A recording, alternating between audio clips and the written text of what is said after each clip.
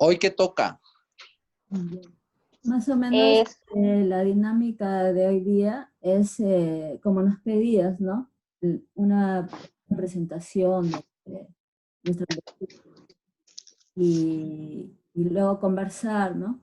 Acerca de esas lecturas y nuestras posturas, ¿no? Entonces, pensaba reanudar un poco lo del salón de belleza y luego pasar, ¿no? Al segundo texto, ¿no? De hoy día, que es la Escuela del Dolor de Sichuan, ¿no? Y, Ah, y bueno, lo que quiero leerles aquí solo es una pequeña parte del supuestamente segundo libro, ¿no? Sobre esa, que, bueno, producto de precisamente de la pandemia, el trabajo que estaba teniendo con la editorial de la universidad se detuvo, ¿no? Entonces todavía, si el libro fuera, eh, pero bueno, en este trabajo yo toco varias ideas, ¿no? Pero básicamente ahora quisiera enfocarme en lo de la alegoría. Eh, va a ser corto, ¿no? Voy a tratar que sea corto, voy a sacar varias partes, ¿no? Para decir lo sustancial. Eh, ya. Bueno, en las últimas páginas, ¿no? de la novela, el narrador personaje ya cercano a la muerte pasa revista sobre sus actos y parece tomar conciencia del efímero de la existencia del ser y teme que su proyecto, su vida, solo quede fijado en su recuerdo. Estos aspectos determinan el hecho de por qué el narrador personaje apele constantemente a su memoria, ¿no? Toda la novela, ¿no? Es un recuento, ¿no? A partir de esta actitud surgen algunas preguntas, ¿no? ¿Por qué el recuerdo y la reiteración es importante para la construcción del relato? ¿Por qué el narrador personaje construye su presente a partir, ¿no? de estos hechos del pasado? ¿Por qué este narrador personaje teme no ser recordado, ¿no? Entonces, resolver estas interrogantes específicas, me he apoyado en el concepto de alegoría de Walter Benjamin, ¿no? Para poder entender esto de la construcción del pasado, ¿no? Benjamin propone que la alegoría no es una técnica lúdica de producción de imágenes, sino que es expresión, tal como es sin duda expresión el lenguaje y también la escritura, ¿no? Eh, esto lo relacioné precisamente, Mario, con lo que dijiste en la conversación anterior, ¿no? De, que te han dicho, ¿no? Que tu escritura es perversa, ¿no? Pero tú dices, no, más bien es como observo la realidad, ¿no? Como la realidad se ve ante mis ojos, ¿no? Entonces, la alegoría también tiene que ver con una mirada, ¿no?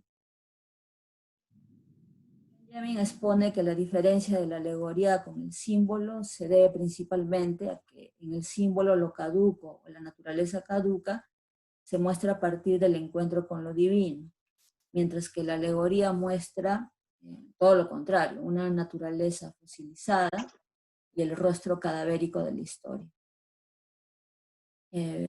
Y es precisamente su lejanía con lo divino, como dirá páginas más adelante, que permite a la alegoría mantener su enigma. Y de ahí que diga, ¿no? Que la alegoría, ¿no? Tiene una gran diferencia con respecto al símbolo, ¿no? El símbolo es la cercanía a alguna divinidad, a Dios, en cambio la alegoría es ver el cadáver, el fósil, la ruina. Con respecto al salón de belleza, observamos que el rostro con heridas y el cuerpo con llagas del narrador personaje se muestran como un enigma de su existencia y también de su historia. Un enigma del narratario y por supuesto también, ¿no? Nosotros los lectores debemos descifrar. De esta manera el cuerpo cadavérico se convierte en escritura, signo, que posibilitará salvar su proyecto del olvido. De ahí que imagine en una prolexis el futuro como una escenificación de su muerte, ¿no? Desea presentar su cuerpo, su cadáver, en el salón de belleza, ¿no? Esto me hace recordar a Efecto Invernadero también, ¿no? Donde Antonio ¿no? Imagina, ¿no? El escenario, ¿no? De su muerte, que en ya no es el mismo salón, pero es una construcción que se dirigiría sobre las ruinas del anterior. El extraño, fallido, enfermo del narrador personaje ya está lejos de toda armonía clásica de la forma, ¿no? El narrador nos dice, ¿no? El mismo sobre su cuerpo, dice, ¿no? Mi cuerpo está destrozado, esquelético, lleno de llagas y de ampollas, ¿no? Entonces podríamos imaginar lo que Benjamin dice, ¿no? Acerca de la calavera. Entonces, a partir de la transformación del salón de belleza en moridero y su enfermedad, el narrador personaje reflexiona sobre la necesidad de dejar huella, cavila sobre la finitud de la vida. En este sentido, podemos decir que es cierto que solo accedemos a escuchar leer la voz del narrador por ser el único que narra su historia, pero no compartimos la idea que este sea un sujeto pasivo, ¿no? Como algunos críticos han dicho, ¿no? El personaje. La transformación de la que hablo así lo demuestra, ya que el narrador personaje, al observar una realidad adversa provocada por el Estado, ¿no? ¿No? Recuerden que los enfermos, ¿no? De esta peste no podían acudir, ¿no? A un hospital, los rechazaban, ¿no? Entonces, ante esa realidad adversa, el narrador personaje crea un espacio físico en donde los enfermos pueden pasar sus últimos días, ya que los hospitales dan la espalda a los homosexuales, demostrando que lo terrible de ese mundo no es la muerte en sí, ¿no? Eso me parece súper interesante, ¿no? O sea, sabemos, ¿no? Que el límite del ser humano, ¿no? Cuando el ser humano pierde todo, ¿no? Pierde hasta lo más preciado que es el lenguaje, con la muerte. Sin embargo, en este mundo, ¿no? La muerte no es tan terrible. Lo más terrible es que les den la espalda, ¿no? A los que estén enfermos. Sino la esperancia de las instituciones que de esta manera generan seres abyectos, ¿no? Por esta razón, no creo que este narrador personaje esté encubriendo nada, ¿no? Que también lo dice algún crítico literario, ¿no? Por el contrario, el moridero es la muestra del papel que cumplen las instituciones estatales y privadas respecto al poder. Conciben seres abyectos, segregan a aquellos que se atreven a pensar y vivir de manera diferente del resto de personas. La acción queda demostrada al final del relato, cuando el narrador personaje pretende que se sepa lo que aconteció en esos espacios. Y es precisamente a ese deseo obsesivo de mantener en pie el moridero lo que lo ha llevado a estar solo. Esto último refuerza la idea del abandono, tanto de la madre como del Estado, ¿no? Él y los enfermos son tratados como seres no rectos, no normales. Es desde el hogar y luego en la sociedad donde el narrador personaje descubre la estigmatización, ¿no? Eh, por eso no solo miedo a la muerte, lo que evidencia el narrador personaje, sino miedo al abandono, a la soledad, ¿no? Que me parece también algo muy importante, ¿no? El narrador protagonista cree que la soledad que evidencia se debe a su forma de ser. Parece ser que el regente converge el sacrificio y la apropiación, ya que tener poder sobre otros enfermos y peces designa el sacrificio del deseo. Su forma de ser no apunta a su sexualidad, sino a su goce por una regularidad, y su desapego constante por peces y enfermos lo ha llevado a sacrificar la propia compañía, ¿no? Eso también es una analogía, ¿no? Que observo en la novela, ¿no? Entre los peces y los enfermos, ¿no? El desecho a los peces, ¿no? También, ¿no? Desecho a los cuerpos, ¿no? Muertos. Pero precisamente todo eso lo ha llevado a la soledad, ¿no? Alguien que cuide de él ya no existe, ¿no? El narrador está consciente que ese pensamiento que funciona a partir del reemplazo lo ha llevado a sacrificar lo que él tanto desea para los demás, compañía, ¿no? De la intuición alegórica, dice Benjamin, la imagen es el fragmento, la ruina. Por eso el narrador personaje observa la enfermedad según las partes que ha tomado del cuerpo, ¿no? Él en el recuento que hace del pasado, observa, ¿no? Partes de su cuerpo, observa su mejilla, su rostro, sus ganglios, su estómago, su cabeza, sus pulmones, ¿no? Evidencia la falsa apariencia de totalidad y mostrando más bien una naturaleza fragmentada, ¿no? Y en ruinas del cuerpo. El salón de belleza representa a partir del moridero lo artificial, ruinoso, ¿no? El legado de un pasado de belleza que ahora ya se ha reducido a escombros, ¿no? En fragmentos. Benjamin diría, ¿no? El fragmento, el trozo, ¿no? El escombro. El salón de belleza podría ser considerada, ¿no? También como algún crítico lo ha dicho, ¿no? Carlos Garayar, ¿no? Como una novela barroca por la trama. Lo barroco, ¿no? Desde mi punto de vista, no estaría en el lenguaje, el cual es sencillo, sino en el tema, ¿no? Y cómo logra ser significativo, ¿no? Cómo los contrastes hacen precisamente, ¿no?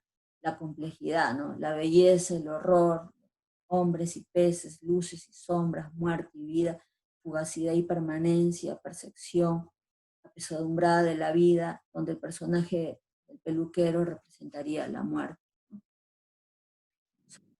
Del salón de belleza se construye el moridero, pero antes el mismo salón se construye sobre la naturaleza caduca, ¿no? Rostros avejentados que con confianza en lo artificial, en el maquillaje, van a darse esperanza en el salón. Esa misma esperanza se da en el narrador personaje, cuando éste ya presenta las primeras llagas en el rostro, ¿no? Él comienza también a maquillarse, ¿no? Para aparentar salud. Esto también me recuerda lo que dijiste, Mario, ¿no? En la conversación, ¿no?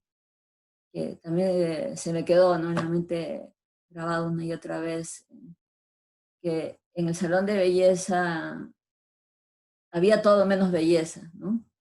¿No? Que es precisamente, ¿no? Las mujeres que iban ya, pues, no estaban en la ruina más bien, ¿no? Y que solo era una cuestión artificial, ¿no? Pero el moridero parece revelar que no existe tal esperanza, ¿no? Somos caducos, grita el moridero. Por lo tanto, el tipo de escritura clásica, donde la totalidad era el objetivo, no tiene cabida aquí, ya que solo con este tipo de escritura se puede maquillar, ¿no? Pero al final no hay artificio que valga. Nuestro carácter humano, nuestra naturaleza nos llevará a ser escombros, fragmentos, ruinas. Las alegorías envejecen. El objeto perdido en salón de belleza es la belleza, produciendo una melancolía que no somete al duelo. El objeto perdido habita el narrador personaje, tornando a este como muerto. Después de todo, su destino final parece ser ese, lo cual le permitirá yacer en la alegoría. En los huéspedes y en el mismo regente del moridero encontramos la alegorización de la naturaleza por el deseo de la muerte. El narrador personaje dejará los cadáveres de los huéspedes y el suyo propio como huella de su existencia, como huella de un pasado donde se estigmatizaba el raro, a los que presentan un deseo homoerótico, a los que padecen de la peste. Eh,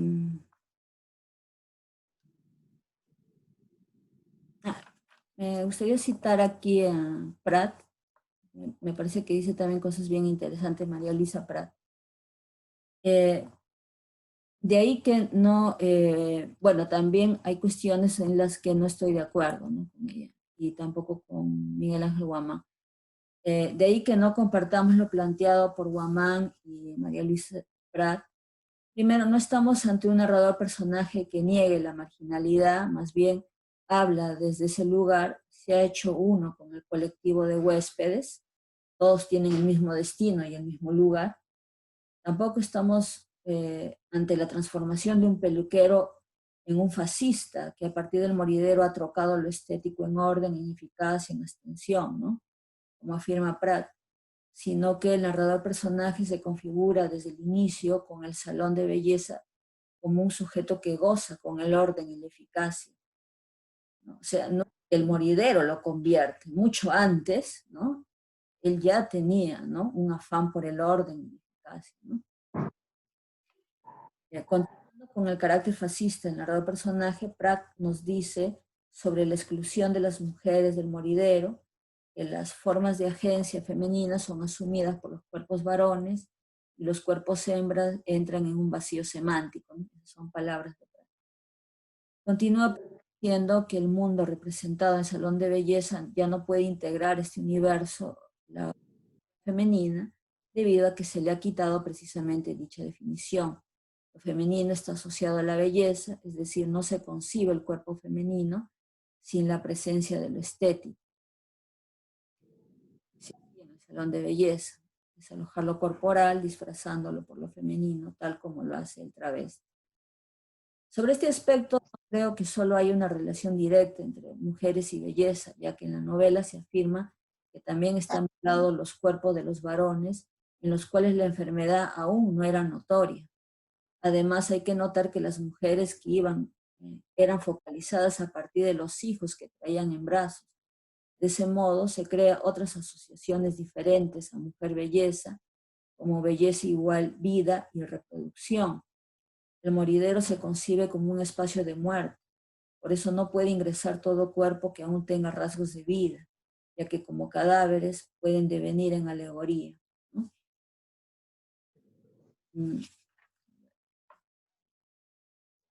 Tampoco es cierto que con el moridero se genere un estado de abstención con respecto a la sexualidad.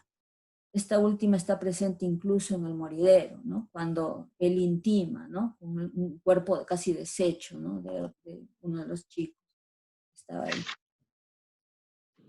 ahí. Bueno, voy a saltarme unas páginas más para ya poder terminar. Creo que con estas últimas líneas. Sí.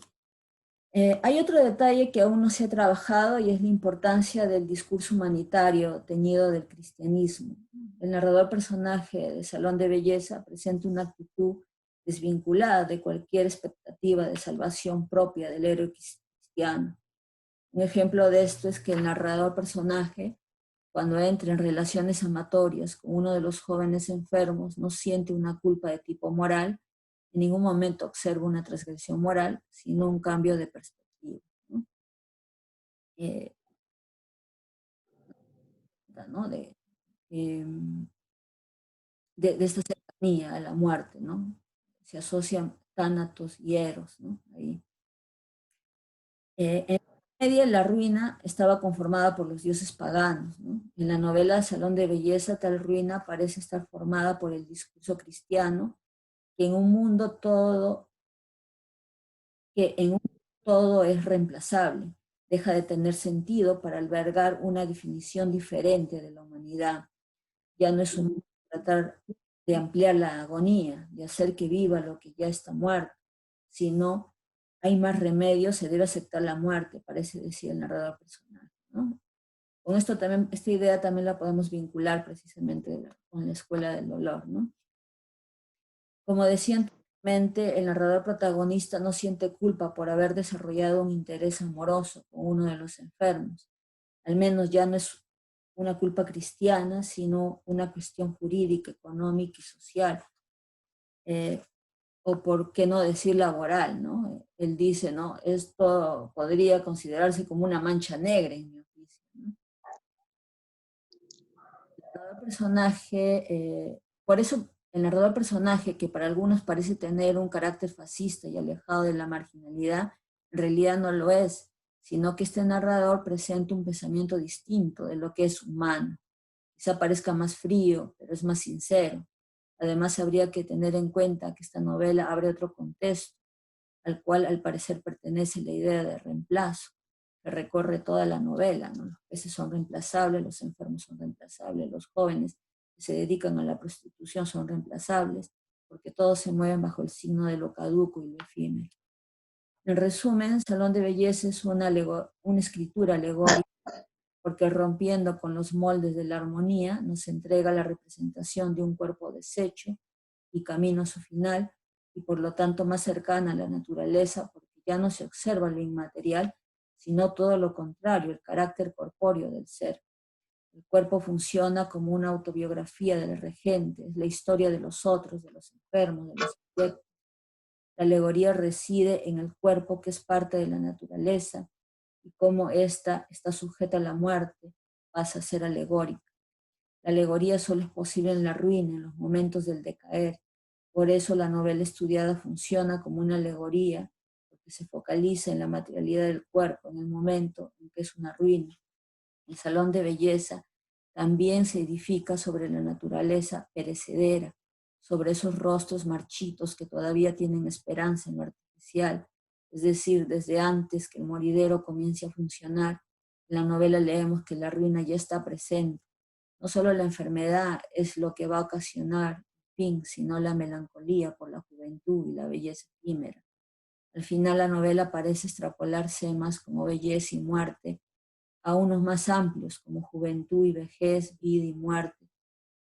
Como dice Vallejo, ¿no? No será lo que aún no haya venido, sino lo que ha llegado y ya se ha ido, sino lo que ha llegado y ya se ha ido. Como podemos de ver, la figura que emplea Belatín para vehicular su intención es la alegoría. El salón de belleza se constituye en una alegoría de la destrucción del ser humano, de la imposibilidad de enfrentar la enfermedad que deriva inevitablemente en la muerte. Bueno, más o menos he tratado de solo leer un fragmento, ¿no? De todo lo escrito. No, muchas gracias, qué lectura. Jamás imaginé que ese texto pudiera dar tantos, hacer tanta, distintos fondos, ¿no? O sea, cómo podría, por un lado, de acuerdo a lo que hace del trabajo que ha salido a partir del libro, ¿no? Encontrar tantos caminos distintos, tantas interpretaciones, ¿no? Y me quedé pensando en el comienzo, ¿no? En el sentido de que si es un texto que va delimitando, va señalando, o si es un texto que se mueve en el espacio, ¿no? Hay algo así, ¿no? Entre lo que es simbólico o alegórico, ¿no? El símbolo y la alegoría. Que de alguna manera era como empezabas, ¿no? El fragmento que leíste, ¿no? Pues yo veo que esta situación, ¿no? Existe pues un eterno retorno, es un constante movimiento, ¿no? No es una novela que sea, o sea, los hechos allí no están de que no es una muerte. Es una muerte que quizá se entienda más fácilmente, no sé, desde un punto de vista precolombino, o sea, no católico, ¿no? Porque de alguna manera la muerte católica es una muerte donde hay un fin y donde hay como una especie de stand-by, ¿no? Hasta cuando ocurre el día del juicio final, ¿no? Con la resurrección de los muertos, ¿no? Como una fe en algo que pone fin, como una especie de interrupción casi eterna, ¿no? Esperan, teniendo esta fe en el juicio final. Pero aquí no, aquí yo lo que siento y cuando yo lo escribía, es que lo que yo sentía con respecto a mi relación con los libros sagrados, es que este dinamismo era mucho más rápido y es mucho más dinámico que lo que marcaría establecer o señalar un suceso histórico, ¿no? Que es de alguna manera la dicotomía que siento que se plantea al comienzo. Y lo digo porque, pues, cuando mencionas que no se les acepta en los hospitales, no tienen atención médica, mueren en la calle, mueren en los puentes, etcétera. Eso es lo que está ocurriendo ahorita en Miraflores, San Miguel, Magdalena, Piura, digo, para no salir de Perú, ¿no? Para no hablar de México, para no hablar de Ecuador, de Brasil. Entonces, precisamente aquí pasaron solamente 30 años, ¿no? Para que se dé una situación similar, ¿no? Porque incluso acaban de también también ya quieren como crearle un matiz, de peste, pero también de peste sexual, de acusatoria, ¿no? Cuando encuentran que también es una enfermedad de transmisión sexual, ¿no? Yo ya estaba esperando que se estaban demorando mucho, ¿no? En darle el espacio de la enfermedad de transmisión Ajá. sexual, ¿no? Que hace que sea evidente que el que tiene el virus es el culpable, ¿no? Ya era culpable por ir a comprar pan, por haber ido, por haber ido a un bar cierto día, por no haber llevado la mascarilla, por haber caminado media cuadra, por haber puesto un pie en el mar, ¿no? Cosa que es bastante mágico-religiosa, ¿no? Esas medidas que se tomaron, sobre todo, hablemos en Lima, ¿no? Porque ya que estamos aquí, ya que estamos yo ahí también ahora, ¿no? Esas medidas que se tomaron, pues, tienen pues casi un carácter mágico religioso, porque es imposible que alguien que sale, que vive frente al mar, sale con su tabla de surf, se mete al mar a surfear solo, con su hijo, no sé, regresa. O sea, yo no sé dónde va a adquirir el virus, ¿no? El virus no sé si está en alta mar, en las olas, no sé, o sea. Entonces, y sin embargo, ese personaje ya se convirtió en oprobio público, ¿no? Yo ni defiendo solamente cuento lo que sucedió, ¿no? Y de pronto lo vi en los periódicos, que me dio un poco de risa.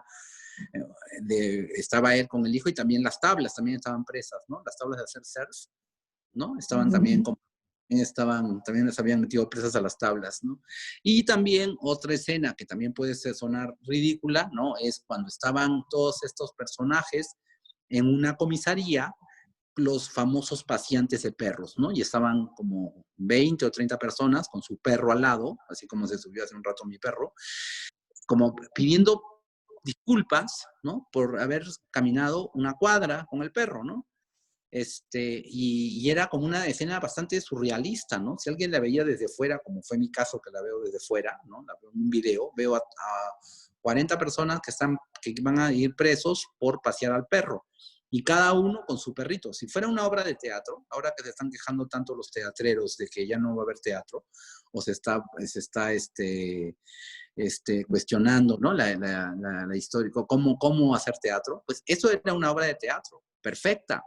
Aparte, con una escenografía complicadísima y carísima, porque pues habría que conseguir, no sé, a 20 actores, a 20 perros entrenados, para que a los guardias de la policía, para que hicieran su rol, ¿no? Y ver cómo eran vejados, para no mencionar, llegando a la parte de lo sexual, que creo que fue algo de eso hablé la semana pasada, ¿no? Los días de la gran ocurrencia, que un día salen hombres, otro día salen mujeres, ¿no? Y lo que pasó con los chicos, chicas, chiques trans, ¿no? Que eran humillados, ¿no? Yo vi los videos, o sea, no es que me han contado, ¿no? Haciéndole hacia ranas, burlándose de ellos, etcétera, ¿no? Porque no coincidía la identidad sexual, ¿no? Con el documento oficial, ¿no? O sea, la identidad, como lo que ellos se sentían con el documento, ¿no? Y si bien es cierto, el gobierno tuvo un atisbo allí como de una cierta brillantez, ¿no? Que el mismo presidente dijo, y por favor a los trans o a la gente consideren a la gente de acuerdo a la sexualidad que ellos decidan, ¿no? Y aparte me imagino, y eso no me llegó a los oídos, ¿no? O sea, no he visto, o sea, no tengo evidencia de eso, pero también imagino a ciertas señoras o señores, ¿no? Limeños diciendo, qué vivos, entonces yo un día me voy a poner falda y al día siguiente me voy a poner bigote y entonces voy a salir todos los días, ¿no? Como siempre es hecha la ley, hecha la trampa, ¿no? Entonces yo me imagino que ese tipo de comentarios, pues porque yo he vivido en esa sociedad, ¿no? Ese tipo de comentarios debe haber sido pertinente, ¿no? Decir, no estoy de acuerdo con eso, con el hecho de que cada quien se identifique con el género que quiera, independientemente de su documento, Y uno de los argumentos habría sido ese, ¿no? Que un día me pongo falda y el otro día me pongo bigote y entonces salgo todo el tiempo. Entonces, todo esto que está en el libro, ¿no? Como algo simbólico, como algo que, cómo puede ocurrir, como algo al cual nadie tiene acceso, salvo un ojo de un escritor o una situación determinada, ¿no? Que es también la idea que se tiene del escritor que va contando hechos extraordinarios, ¿no? Frente a los cuales ese autor tiene acceso, ya sea por su imaginación o porque hizo una investigación determinada que lo llevó a sitios a los cuales el resto no tiene cabida, no sabe, y el autor es como una especie de minero que entra a este socavón, ¿no? A este hoyo y saca algo, ¿no?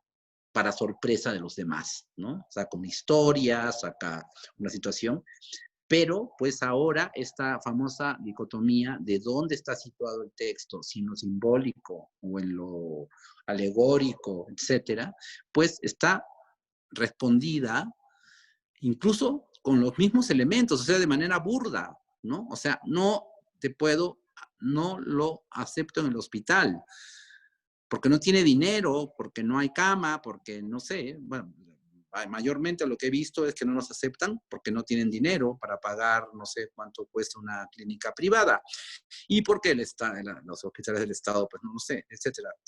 Entonces, no es una situación que está alejada, nada alejada, ¿no? Y como de alguna manera yo sospechaba que eso, bueno, sabía, pues no sospechaba, porque pues si uno ve los libros sagrados, se da cuenta, o sea, lo que no tenía idea era cuándo iba a volver.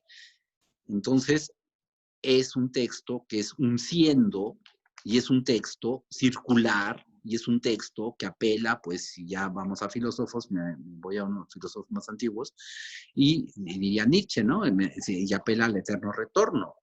Pero aquí yo creo que es un eterno retornito, ¿no? Porque 30 años no es nada, ¿no? En la historia, y ya estamos viendo en la vida real cosas que estaban en el espacio del imaginario. Porque yo nunca vi, por ejemplo, yo como escritor, ahora les confieso, pues como yo creo que terminé, ¿no? También la otra vez diciendo que el libro El Salón de Belleza no hay nada nuevo, en el sentido de que uno no descubre nada que ya no sabía de una u otra forma, ¿no? Porque de cierta manera ese libro recoge un imaginario, recogía, ¿no? En ese tiempo recogió un imaginario colectivo que existía y no hay un dato solo, no hay un solo dato como de lo que se espera de cierto escritor, ¿no? O cierto lector espera de cierto escritor, ¿no? Que ese autor me dé algo de la realidad a la cual yo no tengo acceso, ¿no? Porque el autor, no sé, ha trabajado, investigado, hecho algo. Entonces yo allí, pues, vería esta circularidad que también permite que la plataforma en la cual se basa, se sostiene el salón de belleza, también sea lo suficientemente plana y abierta como para que quepan las distintas construcciones a partir del libro, ¿no? Ya sean como el caso que acabo de escuchar, magistral, que me encanta, me fascina, cosas que nunca hubiese yo pensado, ¿no? Que pueda y que sin embargo tiene el sustento real porque allí está el texto para poder justificar todo ese marco teórico, ¿no? Este trabajo de este ensayo tan lúcido, ¿no? Ahí está los elementos con los cuales se basa esta construcción, también para construir, pues, el lector también su propio libro, ¿no? Como un imaginario, en un imaginario de lector, en este caso es en un imaginario más académico, más creativo, porque pues vi que es como una especie de ensayo, es como un texto académico con creativo, ¿no? En el sentido de, con mucho, no creativo, sino en el sentido con mucho sentido de la estética, ¿no? Eso es un texto no duro, no una tesis, aburrida, pues por decirlo de alguna manera, de manera simplona, sino que hay todo un trabajo con el lenguaje, hay un trabajo con la forma, etcétera, ¿no? Como para crear un texto que alguien puede leer independientemente incluso de saber del libro, ¿no? O sea, yo podría acercarme a ese texto que me acabas de, esos fragmentos que acabo de escuchar, sin saber el libro, al contrario, es un texto que me daría curiosidad por saber cuál es ese libro, o tal vez no leerlo nunca por algún motivo, etcétera, pero ya el hecho de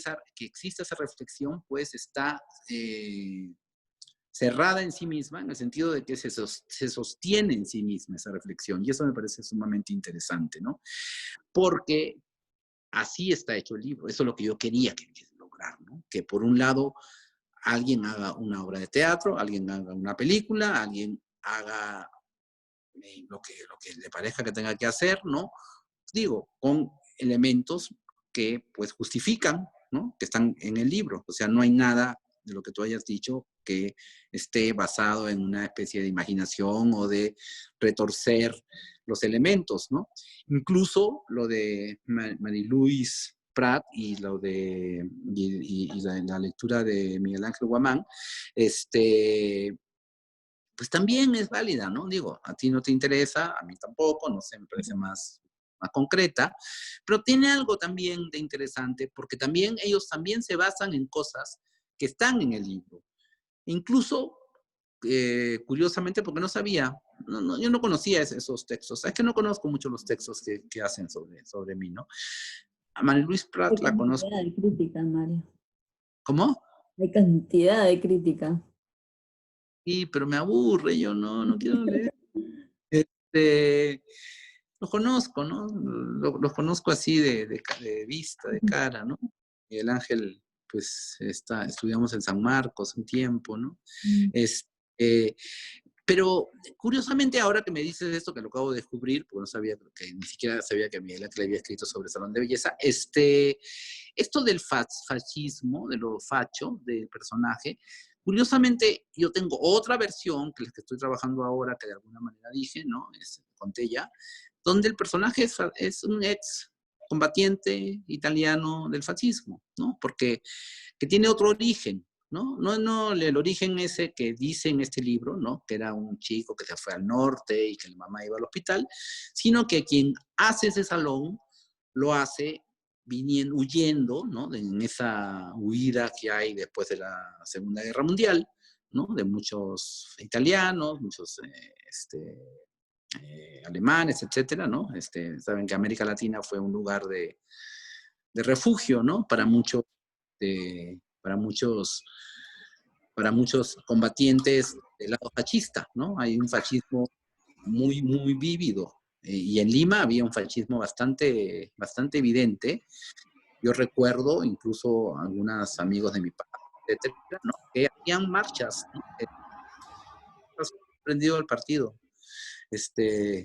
Hacían marchas, habían el grupo de la juventud de las camisas negras, y hacían marchas caminando desde Lima a Punta Negra, Punta Hermosa, no sé, a Cerro Azul, no sé, por toda la costa, ¿no? Y me acuerdo por pequeños detalles, yo era muy niño, ¿no? Y me decían, sí, pues a veces lo que es el chocolate, me acuerdo por la anécdota del chocolate, porque así empezó, porque no era gente que contara así, yo era fascista y hacía marchas, ¿no? Sino me acuerdo que alguien, un amigo, un señor, ¿no? Que yo conocí cuando era niño, que dijo, no, el chocolate es da mucha energía, ¿no? Cuando uno cree que ya no tiene fuerzas para más, uno come un pedazo de chocolate y se reanima. Porque, entonces ahí me contó el ejemplo, ¿no? Me dijo, porque cuando yo hacía las marchas con las camisas negras y teníamos que ir hasta Cerro Azul a pie, me acuerdo que cuando estábamos a medio camino y estábamos moribundos, porque nos hacían adrede y con pocas provisiones, ¿no? Porque era una cosa de, no sé qué, pero que pretendían preparándose de esa manera. Decía, sí, entonces de pronto sacaban un pedacito de chocolate y con ese pedazo de chocolate uno sentía como el cuerpo se reanimaba. Entonces, pues, hay algo ahí de fascismo, ¿no? También existe, o sea, es y también, no solo, ¿no? También. Y pues, cuando veo, eso lo vi ayer, hoy, no sé cuándo, que se murió alguien en la puerta del hospital, que había ido a 3 hospitales, y encima vi al director del hospital, de la última clínica, una clínica privada, ¿no? Es que es la diferencia aquí de términos, porque en Perú creo que es clínica lo privado y hospital es el público, ¿no? Aquí Sí, no, aquí clínica y hospital puede ser público o privado. Aquí la terminología no es igual, ¿no? En Perú es así, ¿no? ¿Sigue siendo así? sí. Clínica es privada y hospital es público, ¿no? No, aquí hay clínica y hospital y puede ser Sí, privado, ¿no? Bueno, pasó en una clínica privada, que ese personaje, ¿no? Y aparte escuché también, porque querían acusar a la última clínica, ¿no? De no haber querido atender a esta persona que se murió, creo que Miraflores, no sé. Y la persona muy suelta de huesos de adentro decía, pues, no, ya estaba muerto cuando llegó y no tenemos ninguna responsabilidad.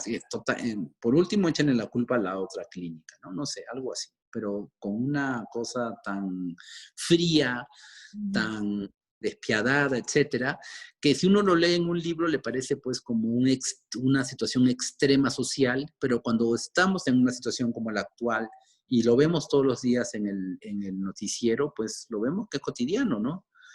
Yo creo que cualquiera, muchos de nosotros, de los que están ustedes allí, pues puede ir ahora más tarde o ir a esa clínica y preguntar, ¿no? O sea, porque no es algo que sucedió y que se quedó grabado en mi libro, es algo que sigue sucediendo. Y ahora, pues, desde hace unos cuantos días, también ya está catalogado el COVID como enfermedad de transmisión sexual. Yo lo que creo es que se está como inventando pues un fantasma, un monstruo, ¿no? Pues que sea también, para que también adquiera ese carácter, ¿no? De escarnio, ¿no? Escarnio por no haberte sabido cuidar, escarnio por haber tenido relaciones sexuales, escarnio por... O sea, te mueres porque tú tienes la culpa de morirte, ¿no? O sea, yo no tengo ninguna responsabilidad. ¿Qué es lo que dijo el Señor? Lo vi ayer, hoy, no sé, en la noche, no sé, no me acuerdo ya como estamos fuera del tiempo también viviendo, que de alguna manera también es interesante, ¿no? Mis libros fuera del tiempo y del espacio, y justamente creo que todos en nuestras cuarentenas estamos viviendo algo similar, ¿no? Estamos fuera del tiempo y del espacio, ¿no? Estamos viviendo en Lima, pero no estamos viviendo en Lima tampoco. Estamos viviendo, hoy es viernes, pero el cuerpo no lo sabe, porque ya lo engañamos. Entonces, hay también una especie de espacio límbico, ¿no? Que está también en los libros, ¿no? Nada, era solamente hacer esa acotación, ¿no? De que si es la muerte es lo final, ¿no? Yo he aprendido, y sobre todo ya aquí en México, he aprendido mucho que la muerte no es el final, ¿no? Que creo que lo dije anteriormente. Y que también puede esto servir también como transición con el siguiente libro, ¿no? En la Escuela del Dolor Humano de Sichuan, porque también acuérdense que yo, mientras escribía esto, cuando escribía en el Salón de Belleza, también estaba Sendero Luminoso. Y también habían varios elementos, ¿no? Externos, ¿no? Había Sendero Luminoso, pues, año 96, imagínense, 98, y ya había caído Abimael Guzmán, pero pues yo había vivido pues toda esta guerra, ¿no? Desde Lima. Y antes de Sendero Luminoso había vivido también la famosa pre-cholificación, ¿no? Toda esta historia del campo a la ciudad, todo este tiempo. Yo recuerdo cuando era muy niño, más niño aún todavía, que el día que el fascista me contó que el choque las caminatas, yo recuerdo las primeras invasiones a Lima, ¿no? Que fueron en el año 60 a ver, me acuerdo por las casas.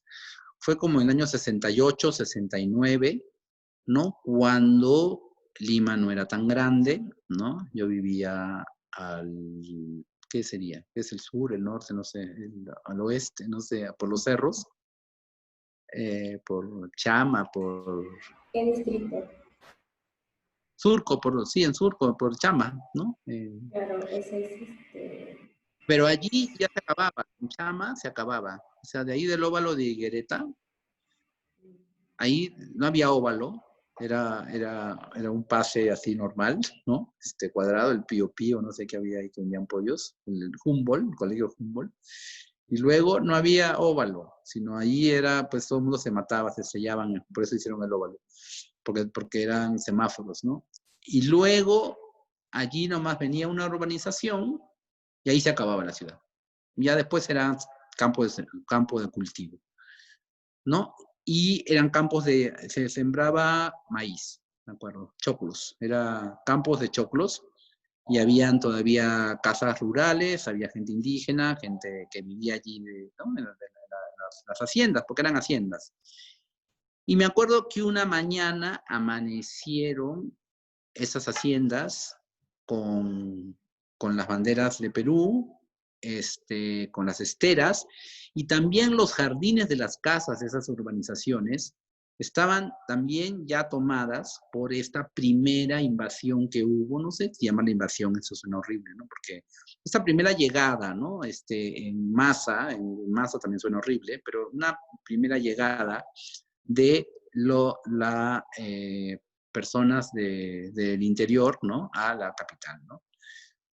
Producto de, a consecuencia, pues, no sé, de esta integración que se empezó a buscar, ¿no? Con el gobierno de Velasco, ¿no? Y entonces, pues, me acuerdo que todos esos, bueno, el que yo veía al menos, porque lo veía ahí frente a mi casa, ¿no? Porque en mi casa también se pusieron en mi jardín, y pusieron banderas, etcétera, y pusieron, y también miren cómo hablo yo, ¿no? Como si fueran los otros, ¿no?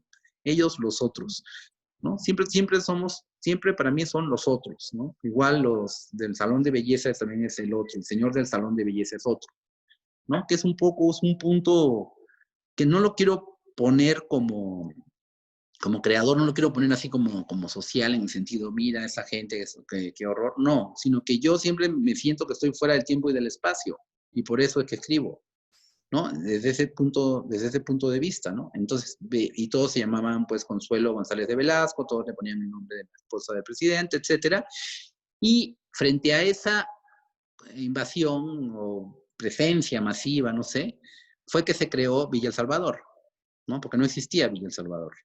Y eso yo lo viví, ¿no? Entonces, yo estaba ahí presente, ¿no? O sea, yo lo viví de cuerpo presente. Entonces, habían esos fantasmas y justamente eso coincidió en esa época cuando hubo la migración gigante que hicieron, que obligaron a que se inventara Villa Salvador, porque Villa Salvador era pues un desierto, ¿no? Eran dunas.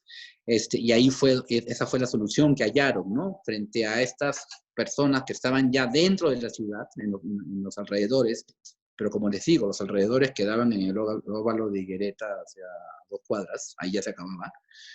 Entonces la solución fue trasladarlos y empezó la creación de los famosos pueblos jóvenes que después les cambiaron de nombre, ¿no? No sé cómo les llamaron después, barrios, no sé cómo les llaman ahora. Urbanizaciones. No, ya eran urbanizaciones. Los pueblos jóvenes les llaman pueblo en desarrollo, no sé cómo les llamaron después. No, que son estos espacios más, ¿ya les llaman urbanizaciones a los pueblos jóvenes? Sí. Urbanizaciones.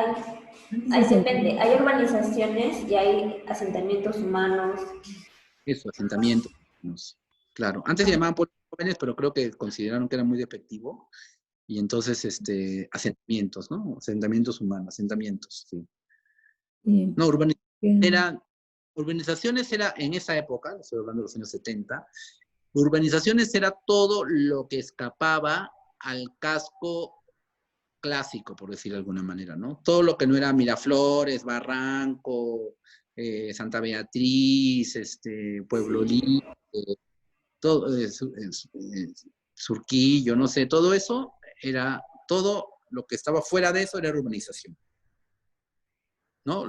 Porque era lo que se había tomado después de los años 60 o 50, 60, que habían sido tomadas, o sea, vendidas, ¿no? Las viejas haciendas, ¿no? Las haciendas que se habían transformado en San Borja, por ejemplo, es una urbanización, ¿no? Urbanización San Borja, urbanización Corpac, porque acababa en San Isidro, Lima, ¿no? Antes, o sea, San Isidro no era una urbanización, pero cruzando el bypass, el Zanjón, ya era Corpa, que era ahí donde estaba, aparte de ahí estaba el aeropuerto, ¿no? ¿Saben? Allí el aeropuerto quedaba allí, por donde estaba el edificio de Petroperú, ahí quedaba el aeropuerto. Y me acuerdo también que el aeropuerto no contaba para recoger las maletas, no había el círculo, ¿no? De recoger las maletas, sino que las bajaban a mano y cada quien tenía que ir a buscar su maleta, ¿no? Como en autobuses interprovinciales. Bueno, lo que quiero decir con esto, que ya no quiero irme por otro lado, es que mientras escribía Salón de Belleza, también estaba la presencia de Sendero Luminoso, la contradicción, la creación de esta cultura chicha, que empezaron a llamarla, no sé si seguirán llamándola chicha, en esa época el libro de Matos Mar, ¿no? Que era la cholificación de la cultura peruana, etcétera, ¿no?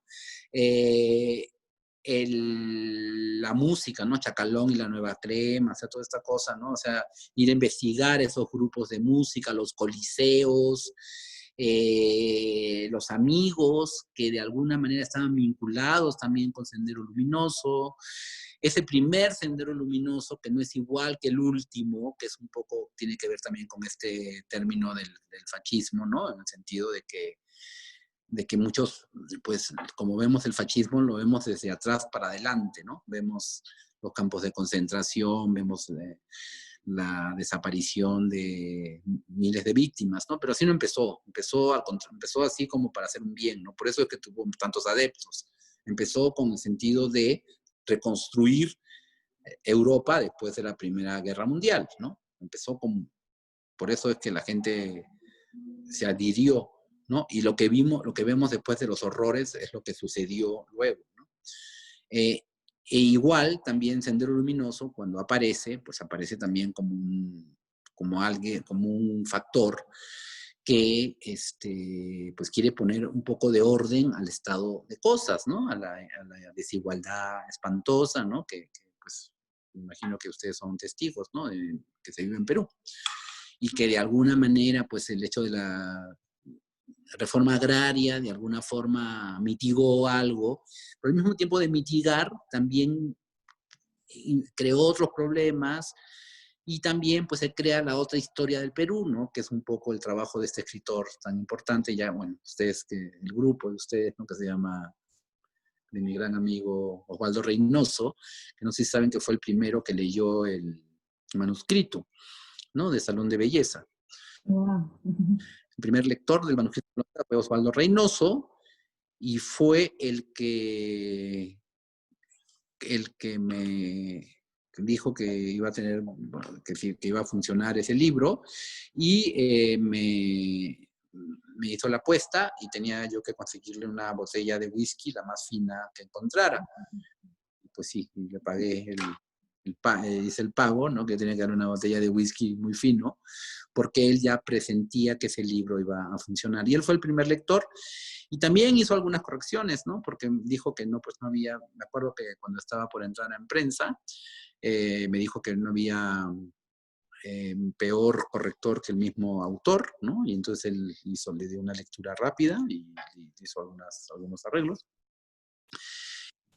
Osvaldo, y con su actitud política que pues conocemos todos, ¿no? Que él es pacifista, pero igual era pues es un crítico, ¿no? Como yo creo que muchos de nosotros, o no sé, depende, no conozco quiénes son ustedes, ¿no?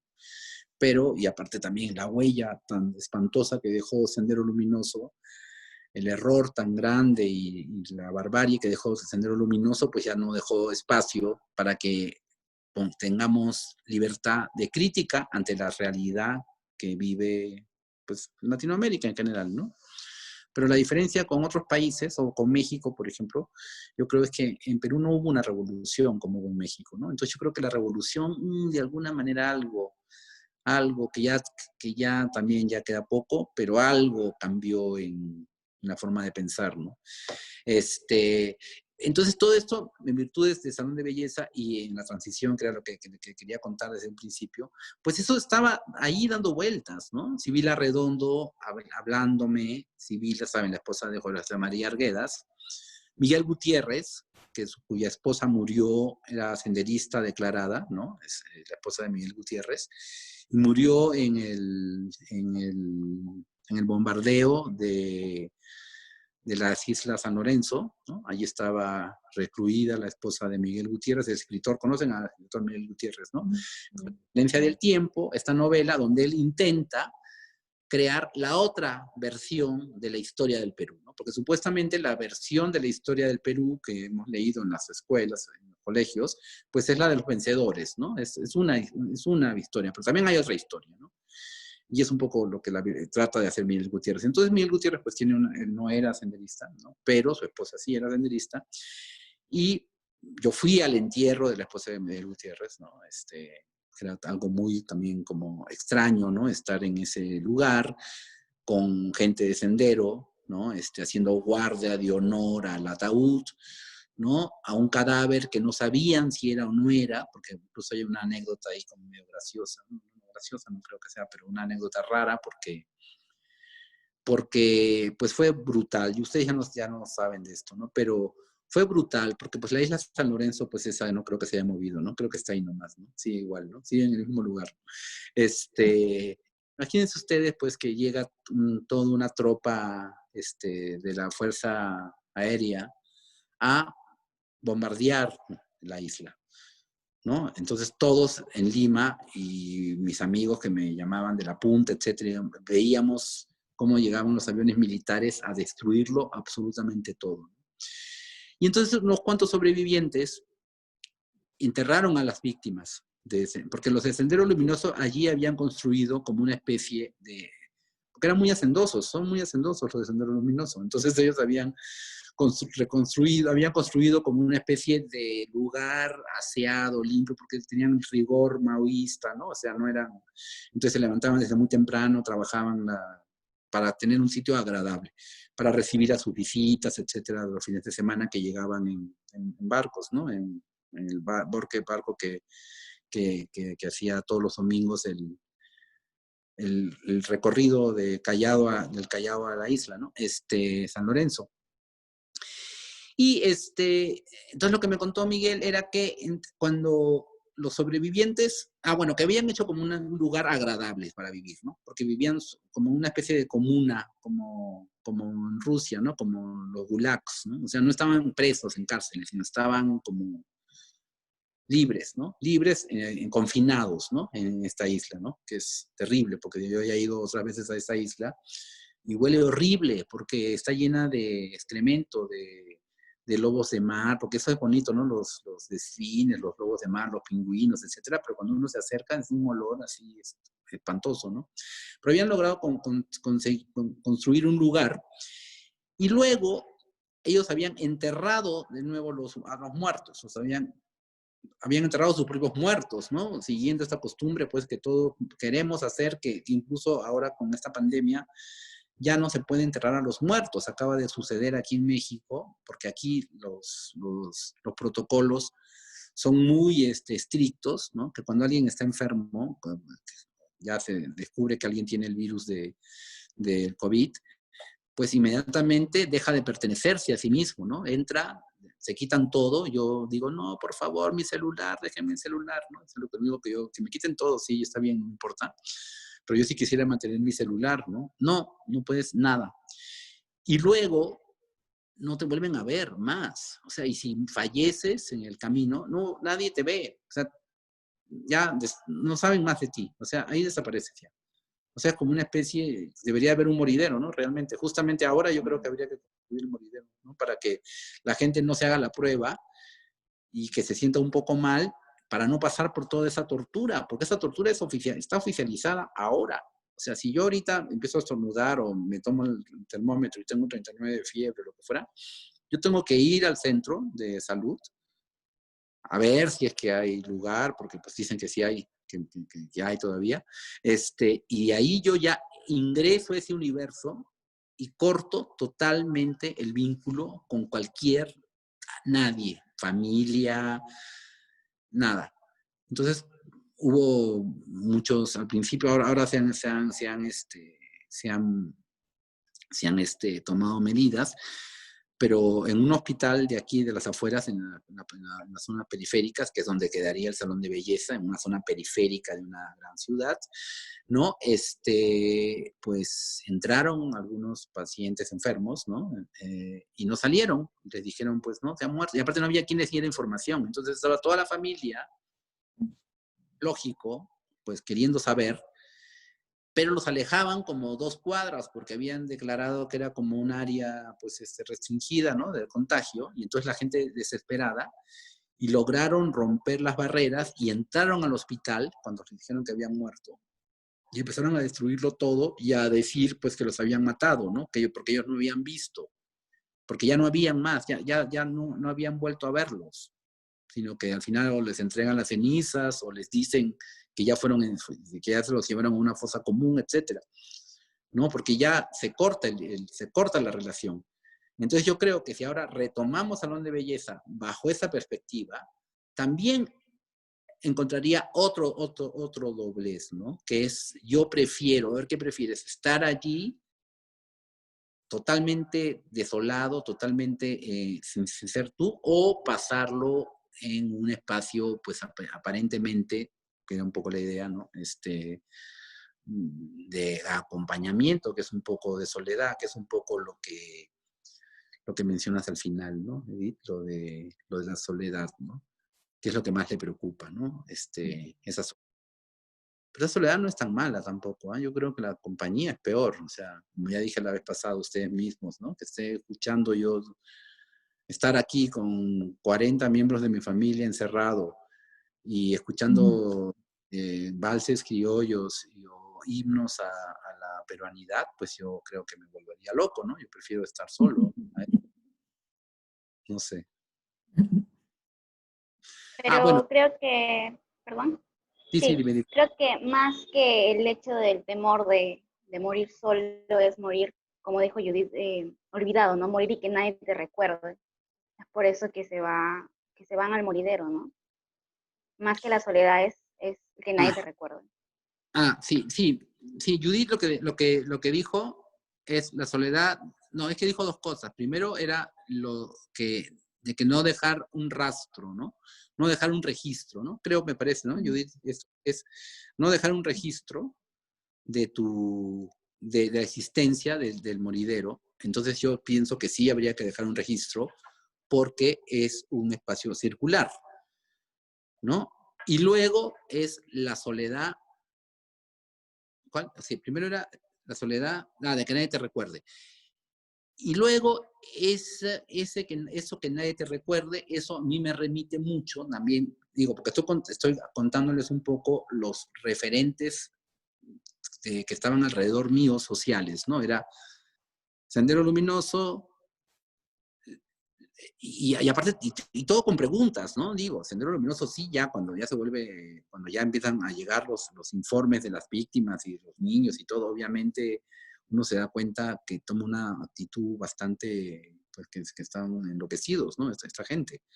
Pero al comienzo, se acerca una persona que se llama Sibila Redondo, que Sibila Redondo era la esposa de José María Arguedas, ¿no? Y entonces se acerca a nuestro grupo de escritores, ¿no? Y se acerca una persona sumamente inteligente, sumamente atractiva en el sentido intelectual, ¿no? Y no nos habla de política, sino me acuerdo que a mí me conversaba de plantaciones, ¿no? Me decía que había que hacer híbridos, ¿no? De frutas, etcétera, ¿no? Y pues yo creo que eran los métodos de cooptación, ¿no? Y de pronto me decía, porque si quieres podemos ir en el grupo, podemos ir, no sé, a Mala o a Chimbote, no sé a dónde, porque ahí estamos haciendo como unos ensayos de hibridación de, no sé, manzanas con duraznos, ¿no?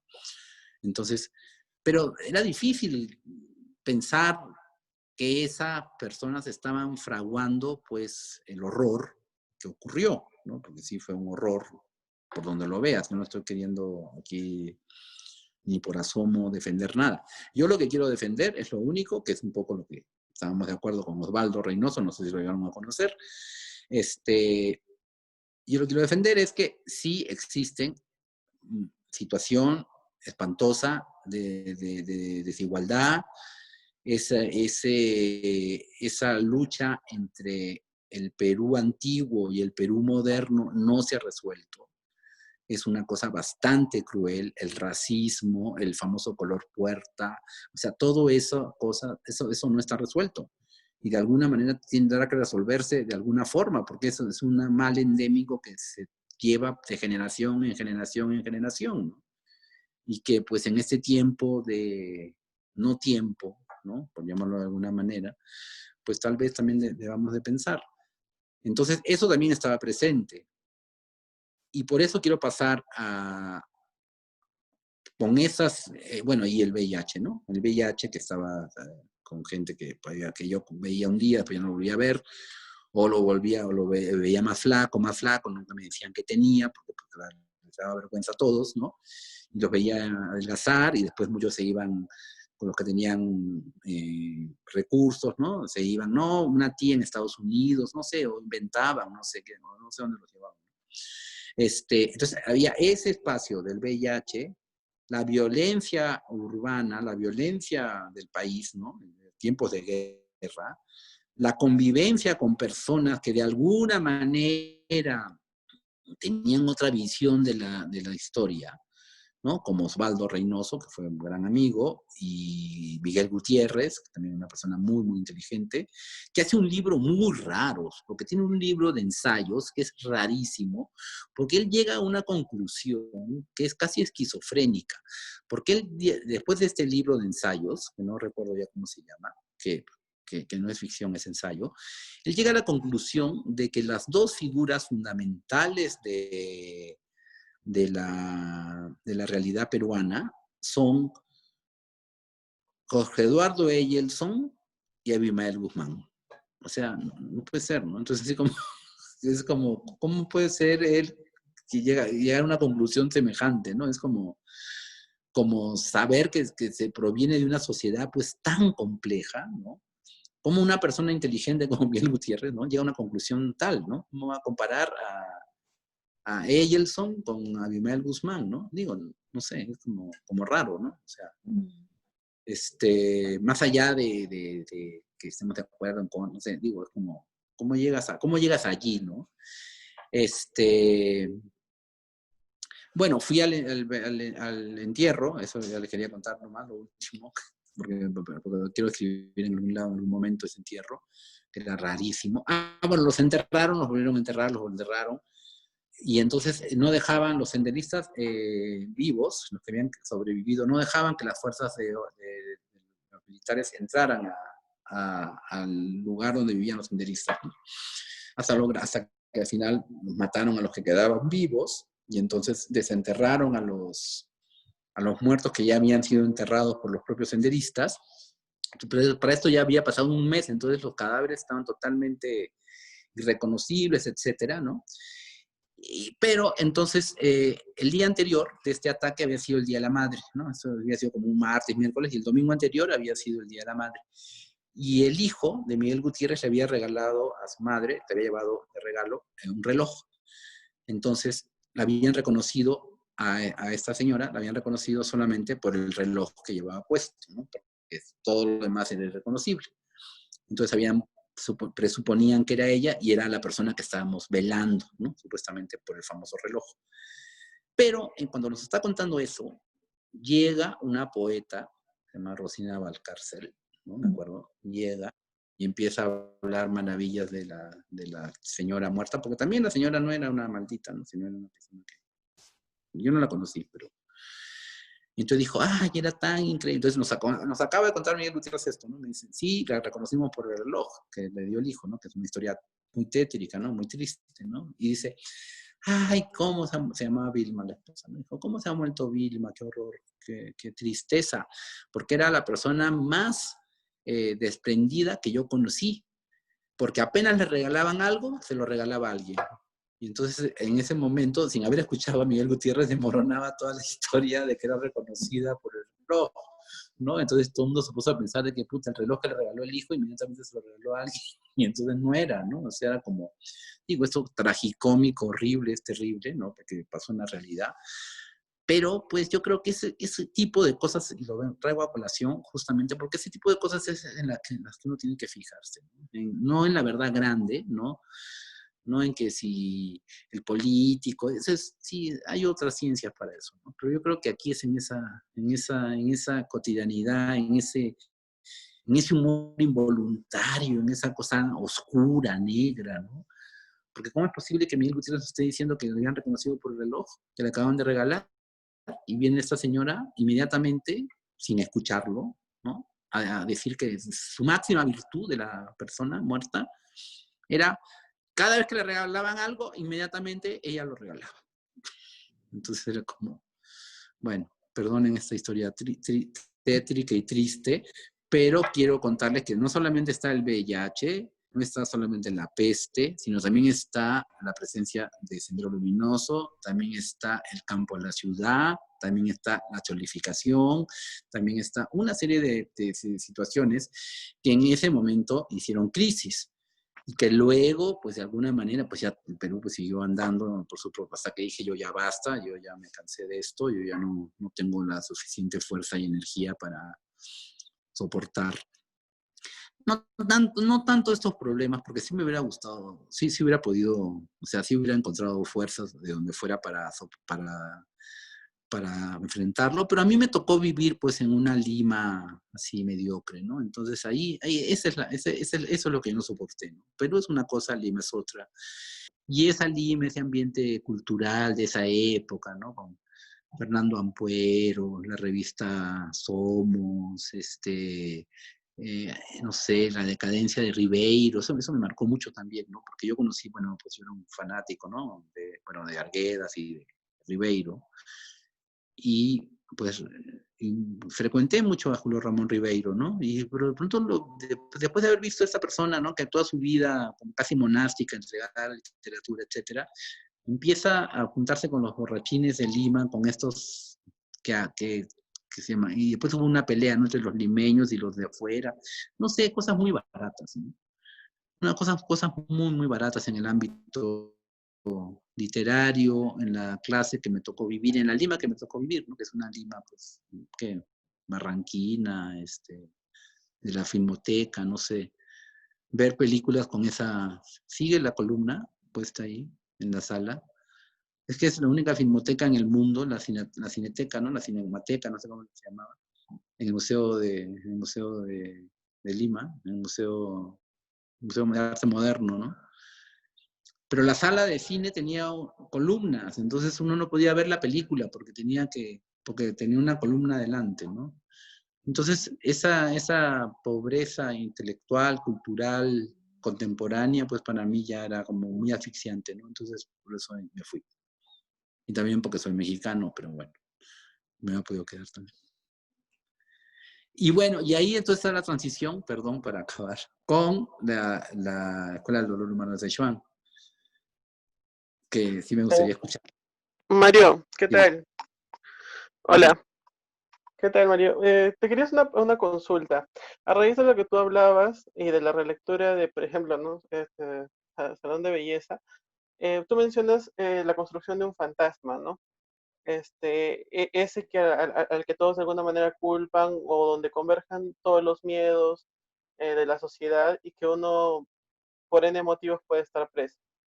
Hace unas semanas, Fernando Vallejo, el escritor colombiano, también proponía una idea acerca de la pandemia que estamos viviendo, como un fantasma que el propio ser humano está recreando, donde puedan converger todos sus miedos, ¿no?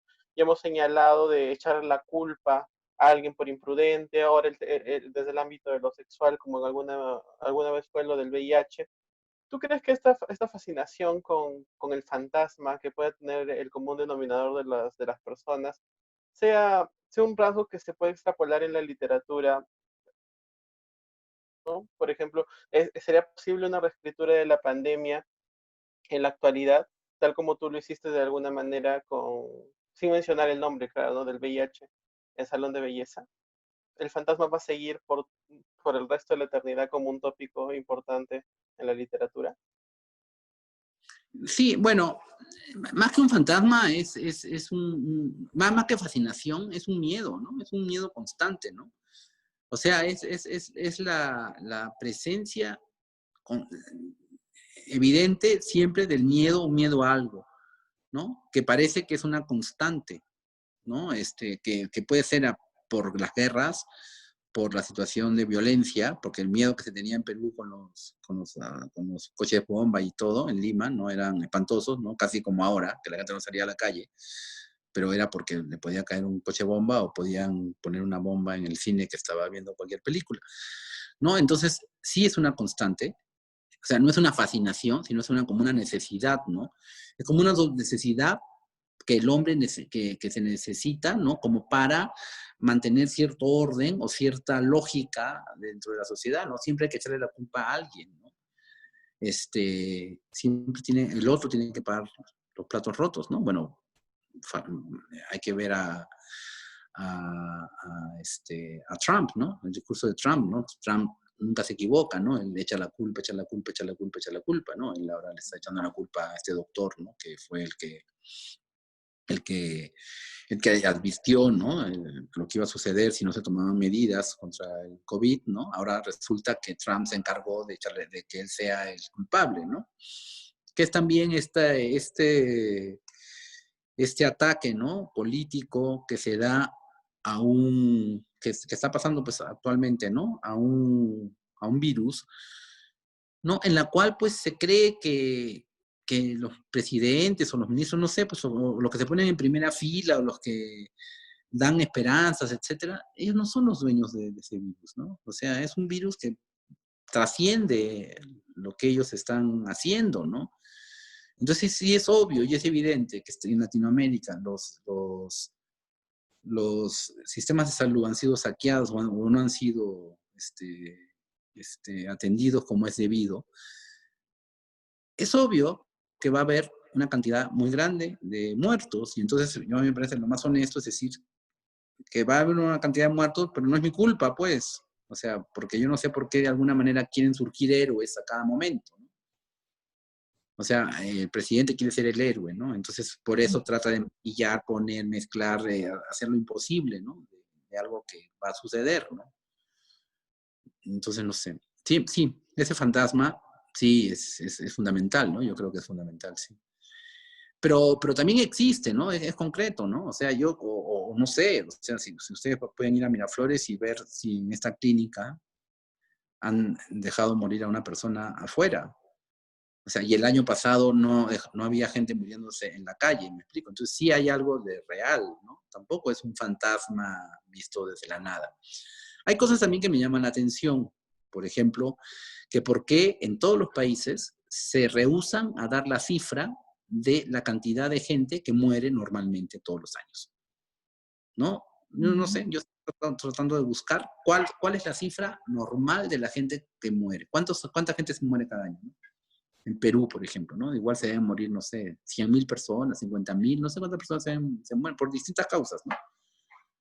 O sea, en una población de tantos millones de habitantes, pues se mueren 100.000, no sé, al año. Pero esas cifras están ocultas, ¿no? No sé por qué. Porque se hace ver como que los únicos muertos son estos, ¿no? Como si no hubieran más muertos y como si de pronto de la noche a la mañana nos enfrentáramos a cifras estratosféricas cuando siempre las cifras son aterradoras.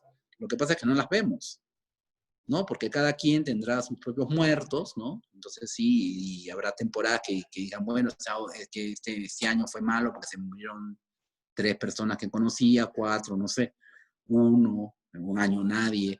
Pero si lo vemos como cifras, no sé cuál es la cifra. Y habría que ver la cifra, ¿no? De un año cualquiera, de cuántos se mueren al año, y compararlo con la cifra cuando hay el COVID. Y también, pues, cotejar que sí, ese fantasma no es tan fantasma, ¿no? O sea, sí es verdad, ¿no? Sí hay un virus, ¿no? Porque también podemos caer, también como el VIH y como todos, con las teorías conspiracionistas, ¿no? Porque yo he escuchado de todo, ¿no? Que es mentira, que no existe, que es que hay mucha gente que se muere pero no se da cuenta, que es VIH, o por tomar poppers, o no sé, etcétera. Siempre hay como muchas opiniones, ¿no? Pero yo creo que sí está en un virus, ¿no? Creo. Hasta ahí puedo llegar, ya el resto ya es interpretación. Si encerrado estás mejor, si suelto estás mejor, si hay efecto rebaño, eso no sabemos, porque no sabemos ni siquiera cómo es el virus. Eso es lo que creo que hablamos la vez pasada, ¿no? Mm. Y se puede escribir de lo que uno quiera, ¿no? También. Lo que sí no me gustaría, digo, me parecería aburrido, ¿no? Es escribir de la manera como todo el mundo piensa que vas a escribir, ¿no? Entonces ahorita vamos a ver tu diario de pandemia, ¿no? Lunes, no sé qué hacer, me siento angustiado, no sé, etcétera, ¿no? Eso me aburriría, porque me imagino que todo el mundo está haciendo eso, ¿no?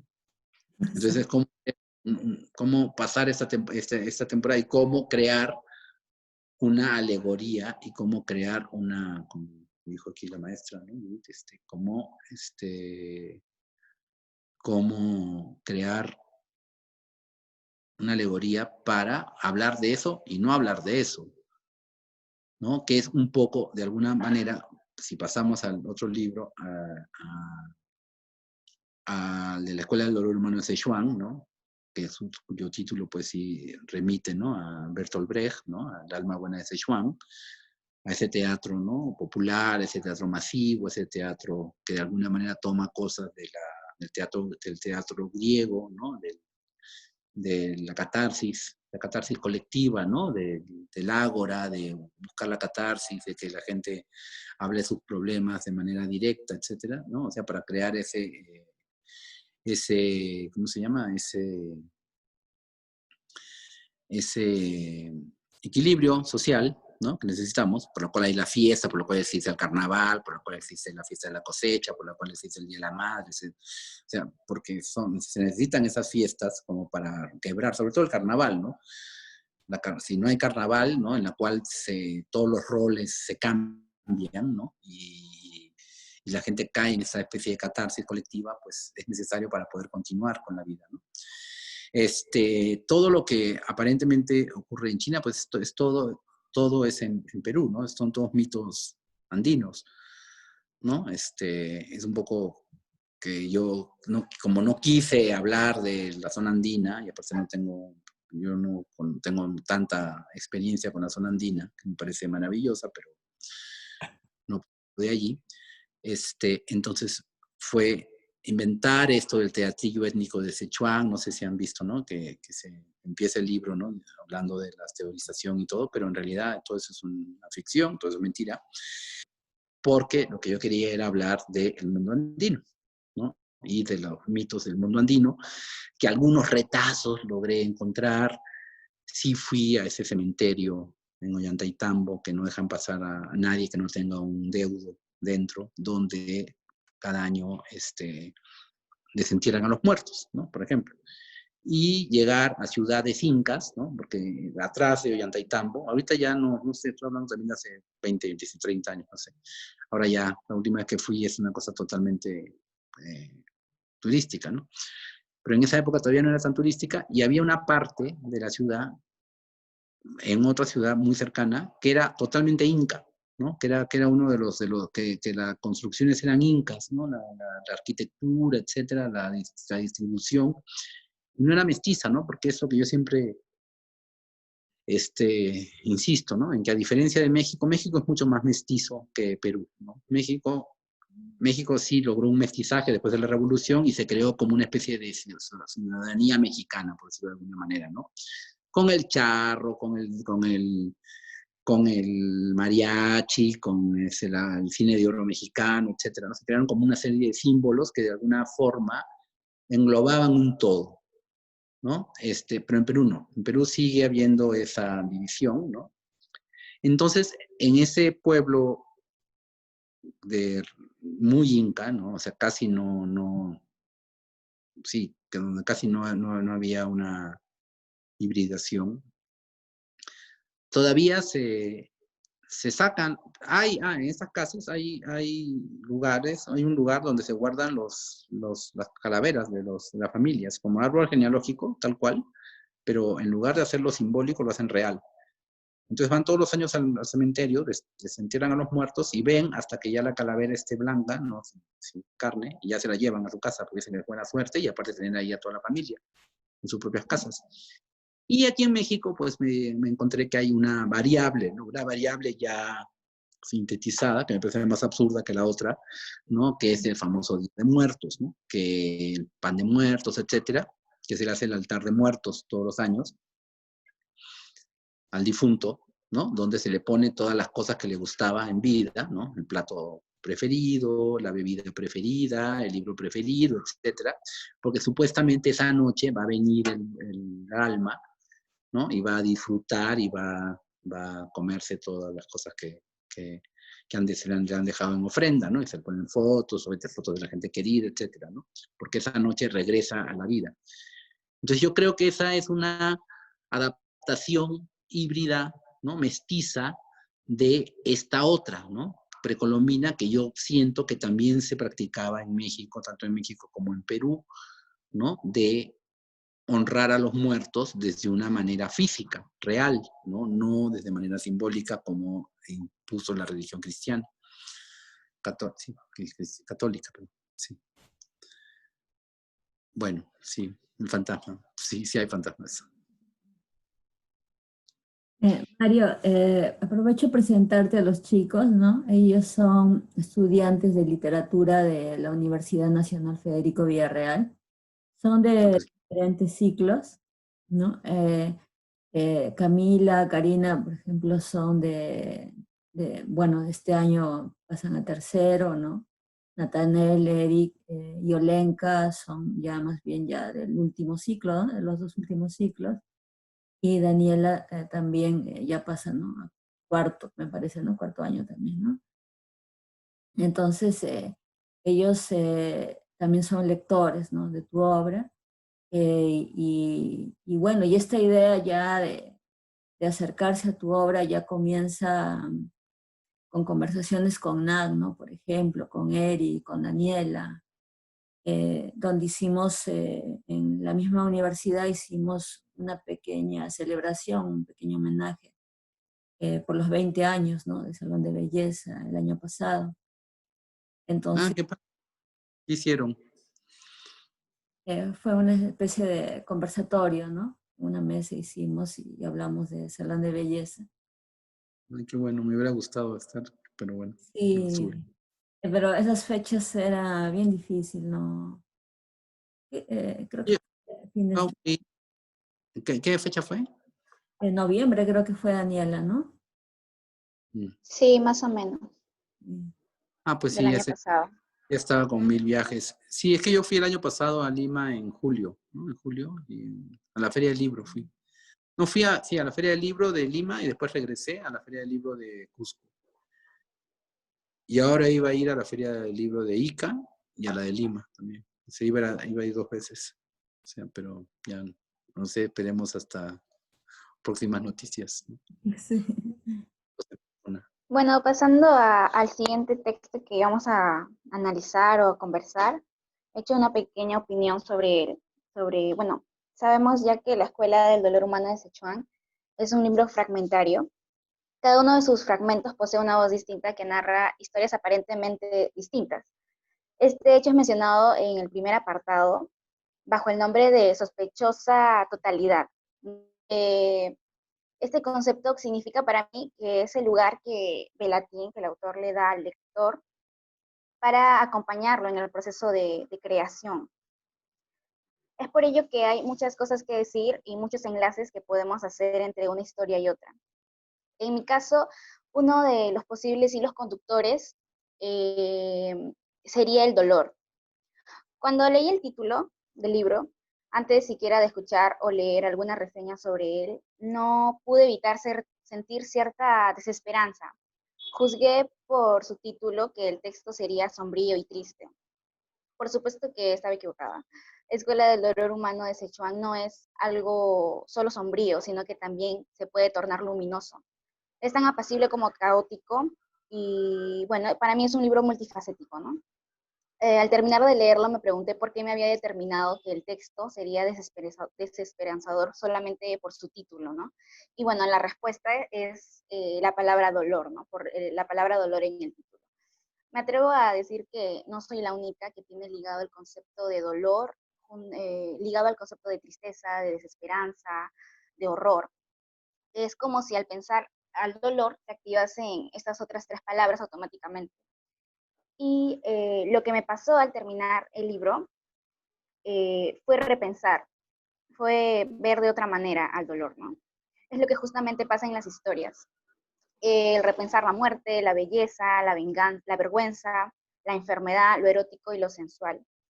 Y que en cada uno de esos símbolos aparezca el dolor con un matiz diferente en cada caso, no necesariamente negativo.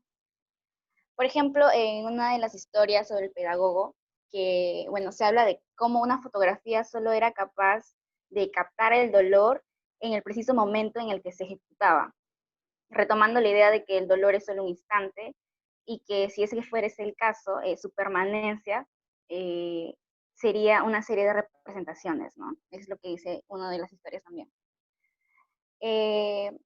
Dolor que es muy distinto, por ejemplo, al que aparece en la narración del niño con la prótesis de brazo, en el cual se siente rechazado en la fiesta de cumpleaños, ¿no? No ser invitado a ninguna otra casa. Hasta ahora podemos ver dos tipos de dolor, ¿no? El primero que tiende a algo más físico y material y el otro que es, se torna un poco más subjetivo, ¿no? En todo caso, parece ser que se tiñen de una cierta negatividad, es decir, que hasta ahora la idea del dolor poseía, la idea del dolor es la que tenía, ¿no? Antes de empezar a leer el libro. Sin embargo, en otros relatos se repiensa al dolor a través de la muerte. Y, por ejemplo, en el personaje de la viuda, ¿no? Cuando nos narra que para todos a su alrededor es tan normal la convivencia con sus fallecidos, como si el dolor de la muerte solo sería, no sería para ellos lo horroroso que es para nosotros, ¿no? Por otro lado, también se hace presente la cuestión edípica, lo que para mí fue indiscutible ligarlo con el dolor que implica la representación de la castración. Y nace el elemento grotesco bajo la sombra de la vergüenza, pero a la vez del orgullo, lo cual tiene mucho que ver con lo estético. Las fronteras entre lo bello y lo feo se van disipando y se mezclan entre sí, ¿no? La malformación en el cuerpo, como lo son las uñas calcinadas o los testículos enormes, no tienen por qué interrumpir el suceso erótico, sino que lo potencia. Y lo veo reflejada en la idea de la metáfora del encuentro con los caminantes, ¿no? Que se hace presente en Orgullo y Vergüenza. Bueno, es por eso que creo que existe una reformulación de los diversos estados de ánimos de las personas, ¿no? Pensarlos como ya las conocemos y representarlos desde otra perspectiva también, ¿no? En mi caso lo he relacionado cada uno de ellos con el dolor, pero existen muchas otras maneras de ligar estas distintas historias que nos brinda, ¿no? El libro. Ah, fantástico, me encantó. Mm. Sí, muy interesante. Digo, no me encantó, sí, suena muy frívolo. Gracias. Sí, pues un poco la idea es que retomo una frase de Arguedas, ¿no? Que dice que venimos de un país antiguo, ¿no? Y muchas veces no nos damos cuenta que venimos de un país antiguo, ¿no? O sea, porque se hace todo lo posible para esconder esa antigüedad, ¿no? O sea, si alguien vive en Lima, a lo que se aspira es a una modernidad que trata de borrar por completo cualquier rasgo precolombino, ¿no? O sea, como incluso hasta yo creía que Lima, como la vida tan fea, ¿no? Perdón, disculpen, ustedes ven ahí, pero ya aparte ahora ya empieza el clima de invierno, que es así, puedo soportarlo más. Ay, sí, un chifa, eso sí, si me invitan a un chifa, ahí sí voy. Eso es lo que años más que la comida peruana, porque la comida peruana de alguna manera, pues sí la puedo hacer aquí, ¿no? Pero el chifa es imposible hacerlo más que en el chifa. Y no, yo pensaba pues que era un lugar donde no había nada abajo, pero sí, viendo cada vez más cómo era Lima antes de la llegada de los españoles, pues sí era un lugar verde, Era un lugar donde estaban ahí pues las famosas, los centros ceremoniales, ¿no? La Huaca Pugliana, ¿no? Que me acuerdo que estaba, pues era como un muladar, me acuerdo que era cuando era niño. E incluso las mamás y las nanas y todo no le querían dar su nombre original, ¿no? Porque era mal visto que uno viviera, que se llamara la Huaca Pugliana, entonces era la Huaca Juliana, ¿no? Le habían cambiado, le habían puesto un nombre así como para matizarlo, para que también hacerla pasar como occidental, ¿no? La Huaca Juliana, ¿y qué es? No es algo allí que se quedó, pero no se puede sacar. O sea, nunca nadie nos dijo que eso era un centro ceremonial importantísimo, que dentro hay restos, que todo lo que se supo después, ¿no? Sino era una cosa rara allí que rompía con la estética urbana, ¿no? ¿Dónde está? En San Antonio, ¿no? En Miraflores. Miraflores, ¿no? Que rompía con todo el Miraflores. resto, y una parte fea de Miraflores, pero que rompía con toda la estética del resto, ¿no? Y que era pues como una especie de construcción ahí que alguien había dejado olvidar, ¿no? Y también pasa lo mismo con la otra, ¿no? La Guayamarca, creo que se llama, la que está detrás del Camino Real, que es bellísima, una escultura ahí en Isidro, en el centro comercial Camino Real. Por el golf, ¿conocen el golf? El golf de San Isidro. Sí, sí. Ahí hay una huaca también. Ahí hay un centro comercial que se llama Camino Real, para que vean que ni siquiera ven, o sea, son centros ceremoniales muy importantes, pero que están tan ocultos y la gente no quiere que se sepa que existen, ¿no? Que están, no sé, también hay otro, bueno, ahí en el Parque de las Leyendas hay otra, ¿no? Grande, ¿no? En el Fundo Pando hay otra huaca. Y Pachacamac también, pues bueno, la verdad es que Pachacamac, que sí, bueno, estaba la vista, no la podían tapar, pero Pachacamac era un centro ceremonial importantísimo y esa vista, se han seguido y han subido y han trepado y han visto el mar con la isla, la otra isla, la de la ballena, ¿no? Era como la adoración al mar y a las estrellas, etcétera, pero todo eso era como que no existía, como que no se quería pensar en ese otro pasado, en ese otro imaginario, ¿no? Que yo creo que existe. Y bueno, y siguiendo con esta idea del país antiguo, pues el dolor ha acompañado durante siglos a nosotros, a los peruanos, a los mexicanos, a los chinos, a los rusos, ¿no? Uno se pone a leer, no sé, la historia del siglo XIX rusa, ¿no? Es del horror, del espanto, y bueno, y por cantidad de muertos, porque siempre pensamos que estamos siempre nosotros en el presente, en los peores momentos.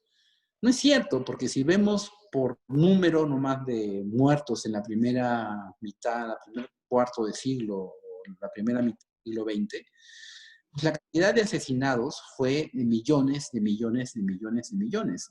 Los muertos de la Segunda Guerra Mundial, los muertos de Stalin, los asesinatos, o sea, todo se acumulaban, no sé, millones de millones de millones de millones muertos, ¿no? Que no hay ahora millones muertos, hay mucha gente muerta, sí, pero no hemos llegado, incluso con las tasas de natalidad de población mucho más altas, ¿no? O sea, el salvajismo que hubo el siglo XX, el siglo XIX, o sea, etcétera, fue muy grande. Entonces el dolor siempre nos ha acompañado, ¿no? Que es igual que la peste, igual que la guerra, ese dolor, ¿no? Y en Perú, me tocó ir justamente, cuando les conté que fui el año pasado a la feria de Cusco, fui con una expedición, con un grupo, con José María Agüero, con gente del Museo de la Verdad, de la Tolerancia. Fuimos a Tinta, ¿no? Donde habían matado a Tupac Amaru, ¿no? Y la cantidad de muertos que hubo allí era impresionante. Entonces era como 3 momentos, ¿no? Últimos, ¿no? Para no hablar de los incas y pre-incas, ¿no? Que también eran, los incas tampoco eran, porque también nos enseñaban, a mí al menos, no sé si a ustedes, ¿no? Como que los incas eran como una sociedad perfecta y todos eran buenos y todo, ¿no? También eran hipersangrientos, ¿no? También era totalmente autocrático, era totalmente cruel, eran sistemas muy sanguinarios, ¿no? Claro. Pero dentro, eran tres momentos, ¿no? Que era Sendero Luminoso, ¿no? Con esta barbarie sin límites, porque ya no solamente era la cantidad de asesinados, sino las formas, ¿no? Que de alguna manera salieron a relucir. Las maneras en las cuales a los niños los mataban a golpes, decían a los pobladores que se maten entre todos con lo primero que encontraran encima. No sé, era de una crueldad espantosa. Otro momento es la revolución de Tupac Amaru, que también vemos solamente la imagen de Tupac Amaru y el caballo, pero no vemos los miles de campesinos muertos que hubo en ese momento, ¿no?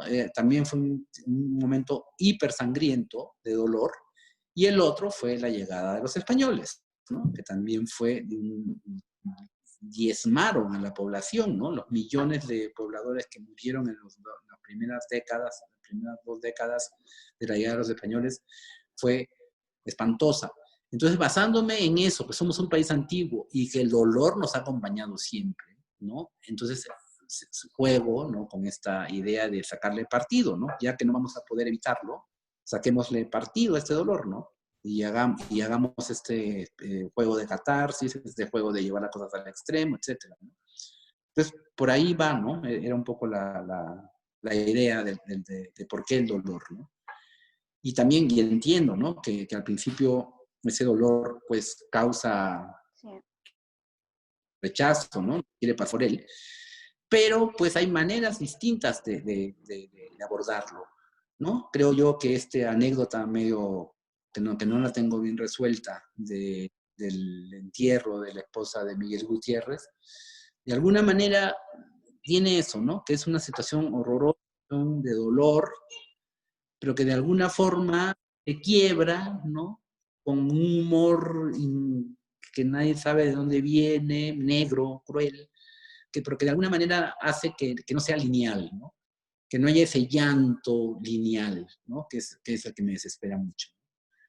Porque ahora, y aparte, bueno, y como sigo con vida, entonces me sigo enfrentando también a las barbaridades que ocurren en México, ¿no? De las matanzas, lo que pasa con las mujeres que trabajan, los asesinatos, ¿no? Los feminicidios, etcétera, que son de una crueldad muy, muy grande.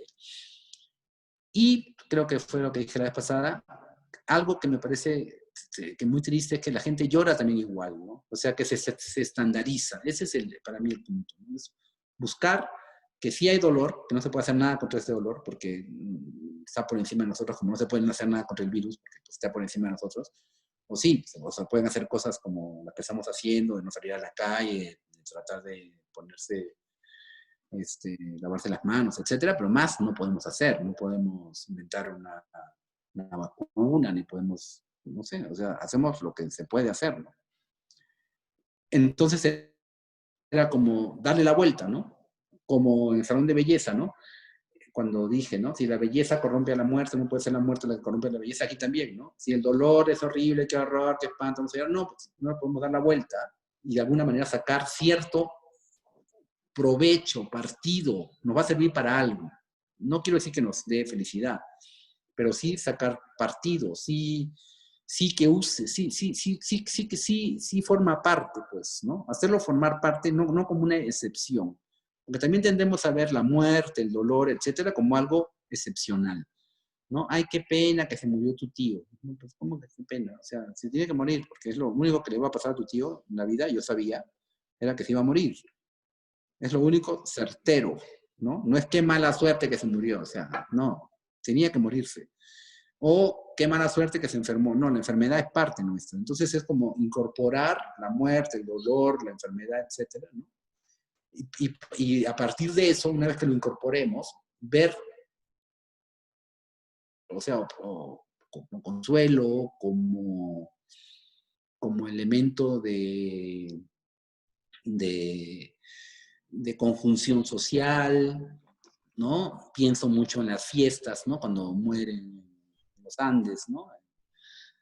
Las grandes jaranas que se arman, ¿no? O sea, no es el velorio de Lima, ¿no? Dan chistes malos y a nadie le importa el muerto y una plañideras ahí, o la señora abrazada al ataúd, no sé, ese tipo de... ¿no? ese tipo de imágenes ya manidas, ¿no? Que aprendidas casi, ¿no? En cambio, pues no sé, en pueblos que están menos, con una influencia menos occidental, pues no, son grandes fiestas, ¿no? Que a veces están 2 o 3 días, ¿no? Con cantos, comida, alcohol, ¿no?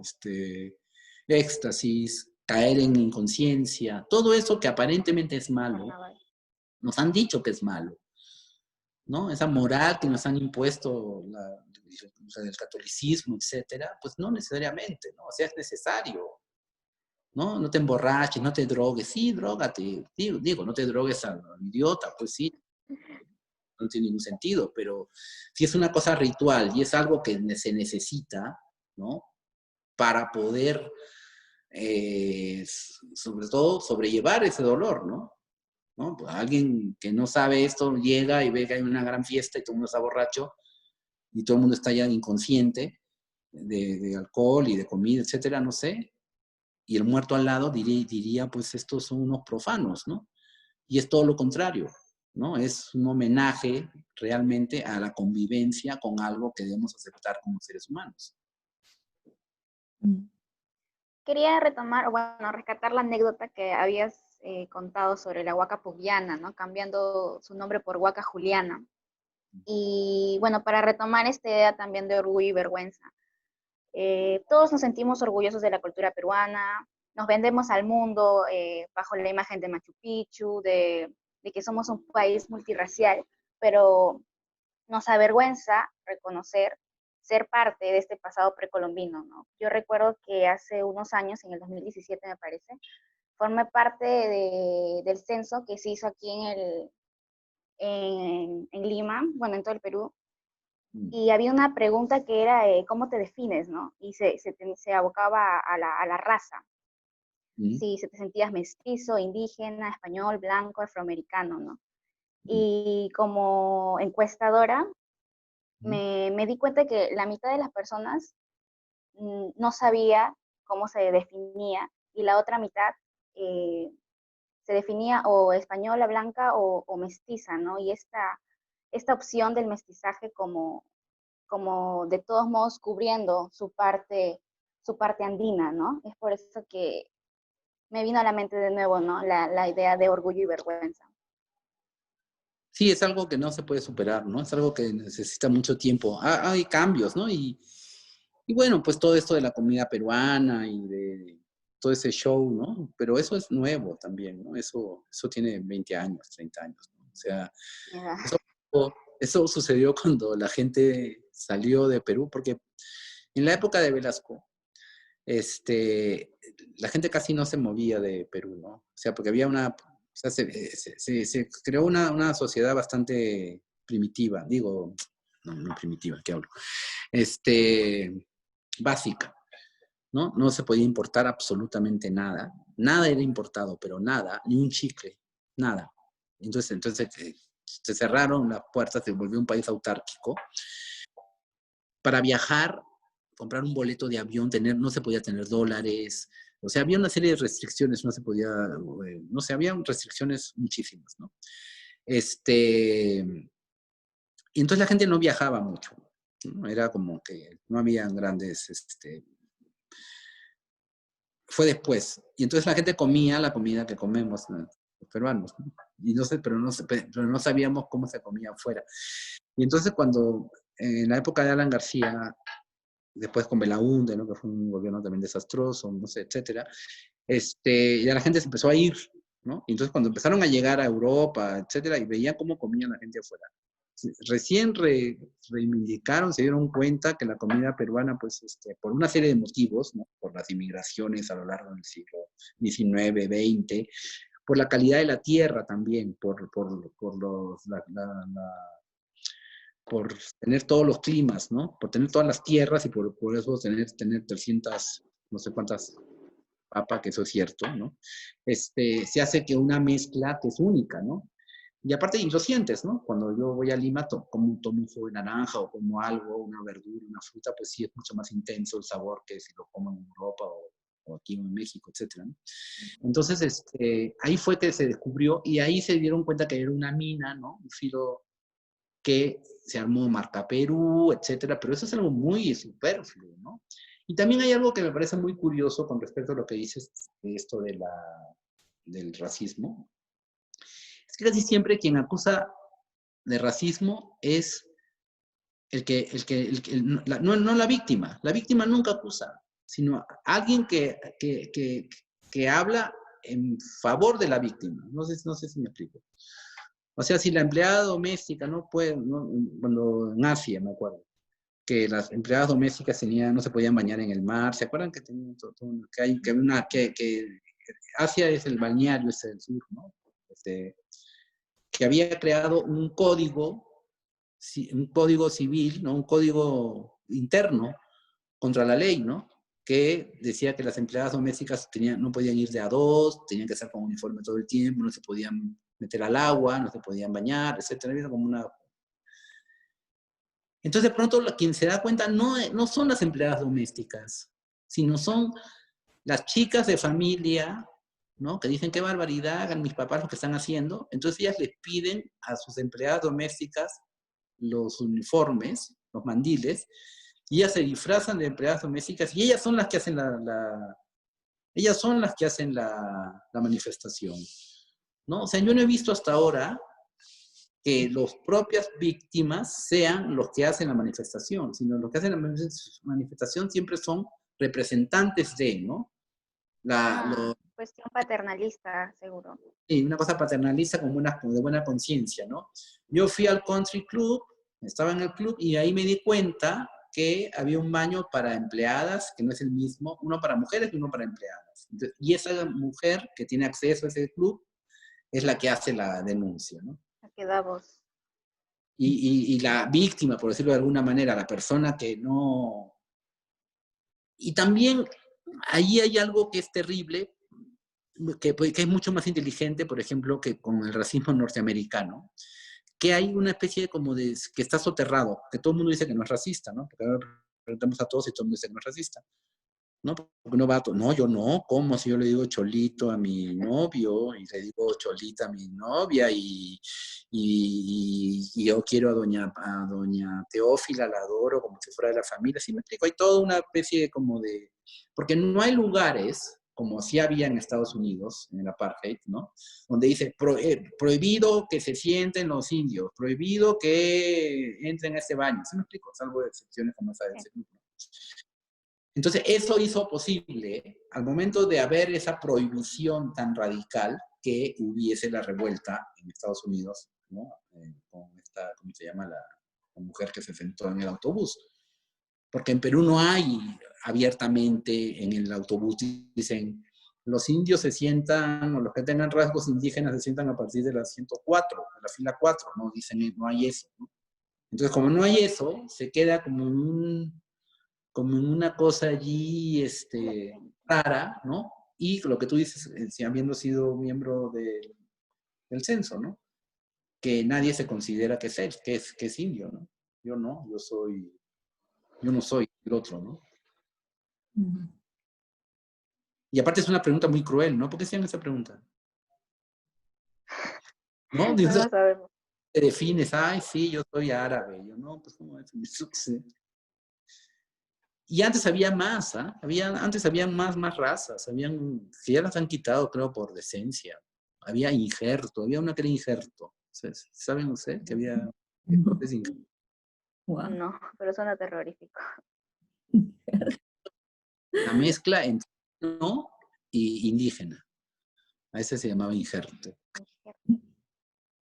Injerto, después Sacalagua, ¿sabes? Sacalagua también era los que era negro con italiano, porque cuando llegaron italianos hubo mucha mezcla, ¿no? Entre italianos, y entonces era como afro, pero más rubios, ¿no? Entonces uno saca el agua. Injerto de chino, o sea, sí, horrible, ¿no? Bueno, no, horrible, sí. Es que lo ves, lo horrible, ya si ya hay en el habla, si en el habla ya existe un término, te das cuenta que es bastante horrible, ¿no? Para que ya haya llegado al lenguaje. Sí. Hay un detalle que Daniela subrayó, que me parece que aparece, ¿no? De modo constante en todos tus textos, y es bueno, por algo que tú dijiste también en la conversación anterior, ¿no? Eh, tus textos son fragmentos, ¿no? Que en realidad hacen una totalidad, ¿no? Obviamente que hay algunos que difieren, ¿no? En el estilo, ¿no? Como es el caso de tu primera novela, ¿no? O Salón de Belleza, pero de ahí los otros, de algún modo, a nivel del discurso, conservan, ¿no? Ciertas constantes. Pero más allá del discurso voy a la historia, donde el tema del erotismo aparece de modo constante y me llama bastante la atención eso, porque este erotismo es sobre otros cuerpos, ¿no? No son sobre los cuerpos normales, ¿no? Saludables, ¿no? Sino se desarrolla a partir de alguna deformidad o alguna carencia, ¿no? Por ejemplo, este hombre, ¿no? De los testículos enormes y las uñas como chamuscadas, ¿no? Me parece bien interesante eso, ¿no? Me hizo recordar también en Flores, ¿no? Al profesor, al escritor que le falta una pierna, ¿no? Y utiliza una pierna Y el otoñal, tener sexo con ancianos el también, amante ¿no? otoñal, sí. Eh, Siempre tiene que tener un plus ahí para que la sexualidad se dé, ¿no? No se da así de manera natural, sino como que le faltara un destello, ¿no? Como que le faltara una luz, no sé. y en Perros Héroes también, ¿no? El hombre inmóvil, ¿no? Ah, con su enfermero, pero sí. Sí. Y esa historia están las fotos. Ustedes ahí vean las fotos nomás, ¿eh? Yo esas fotos no las inventé. En la edición de la obra reunida y sobre todo en una edición que sacó Alfaguara al principio, venía con un folletito, pero lo dejaron suelto el folletito, son tan tontos los editores, y todo el mundo se robó el folletito en las librerías. Y el folletito eran todas las fotos que yo le tomé al hombre inmóvil y al asistente y todo, ¿no? Y sale muy chiquito en la edición de las obras reunidas, sale fotografiado el hombre inmóvil y todo lo que se cuenta allí, ¿no? Si quieren, en otra junta, ¿hay sobre perros héroes? No, ahí podemos hablar de eso. Porque ya se acabó el tiempo, ya son 2 horas. Así, así. Y ya me tienen que llamar. Más bien, Es, muchas gracias, Mario, ¿no? por tu tiempo. no, Muchas gracias por estar aquí. Y no, ustedes me ayudan muchísimo, no saben cómo me ayudan. yo hasta ahora no lo puedo creer, ¿no? Que estoy hablando ahorita con Mario Berardín. Pero gracias y No, por no. conectar. Bueno, y Gracias. para la próxima semana, ¿no? Sí, Adiós. coordinamos. Va. Gracias. Adiós. Adiós. Gracias. Gracias a ustedes.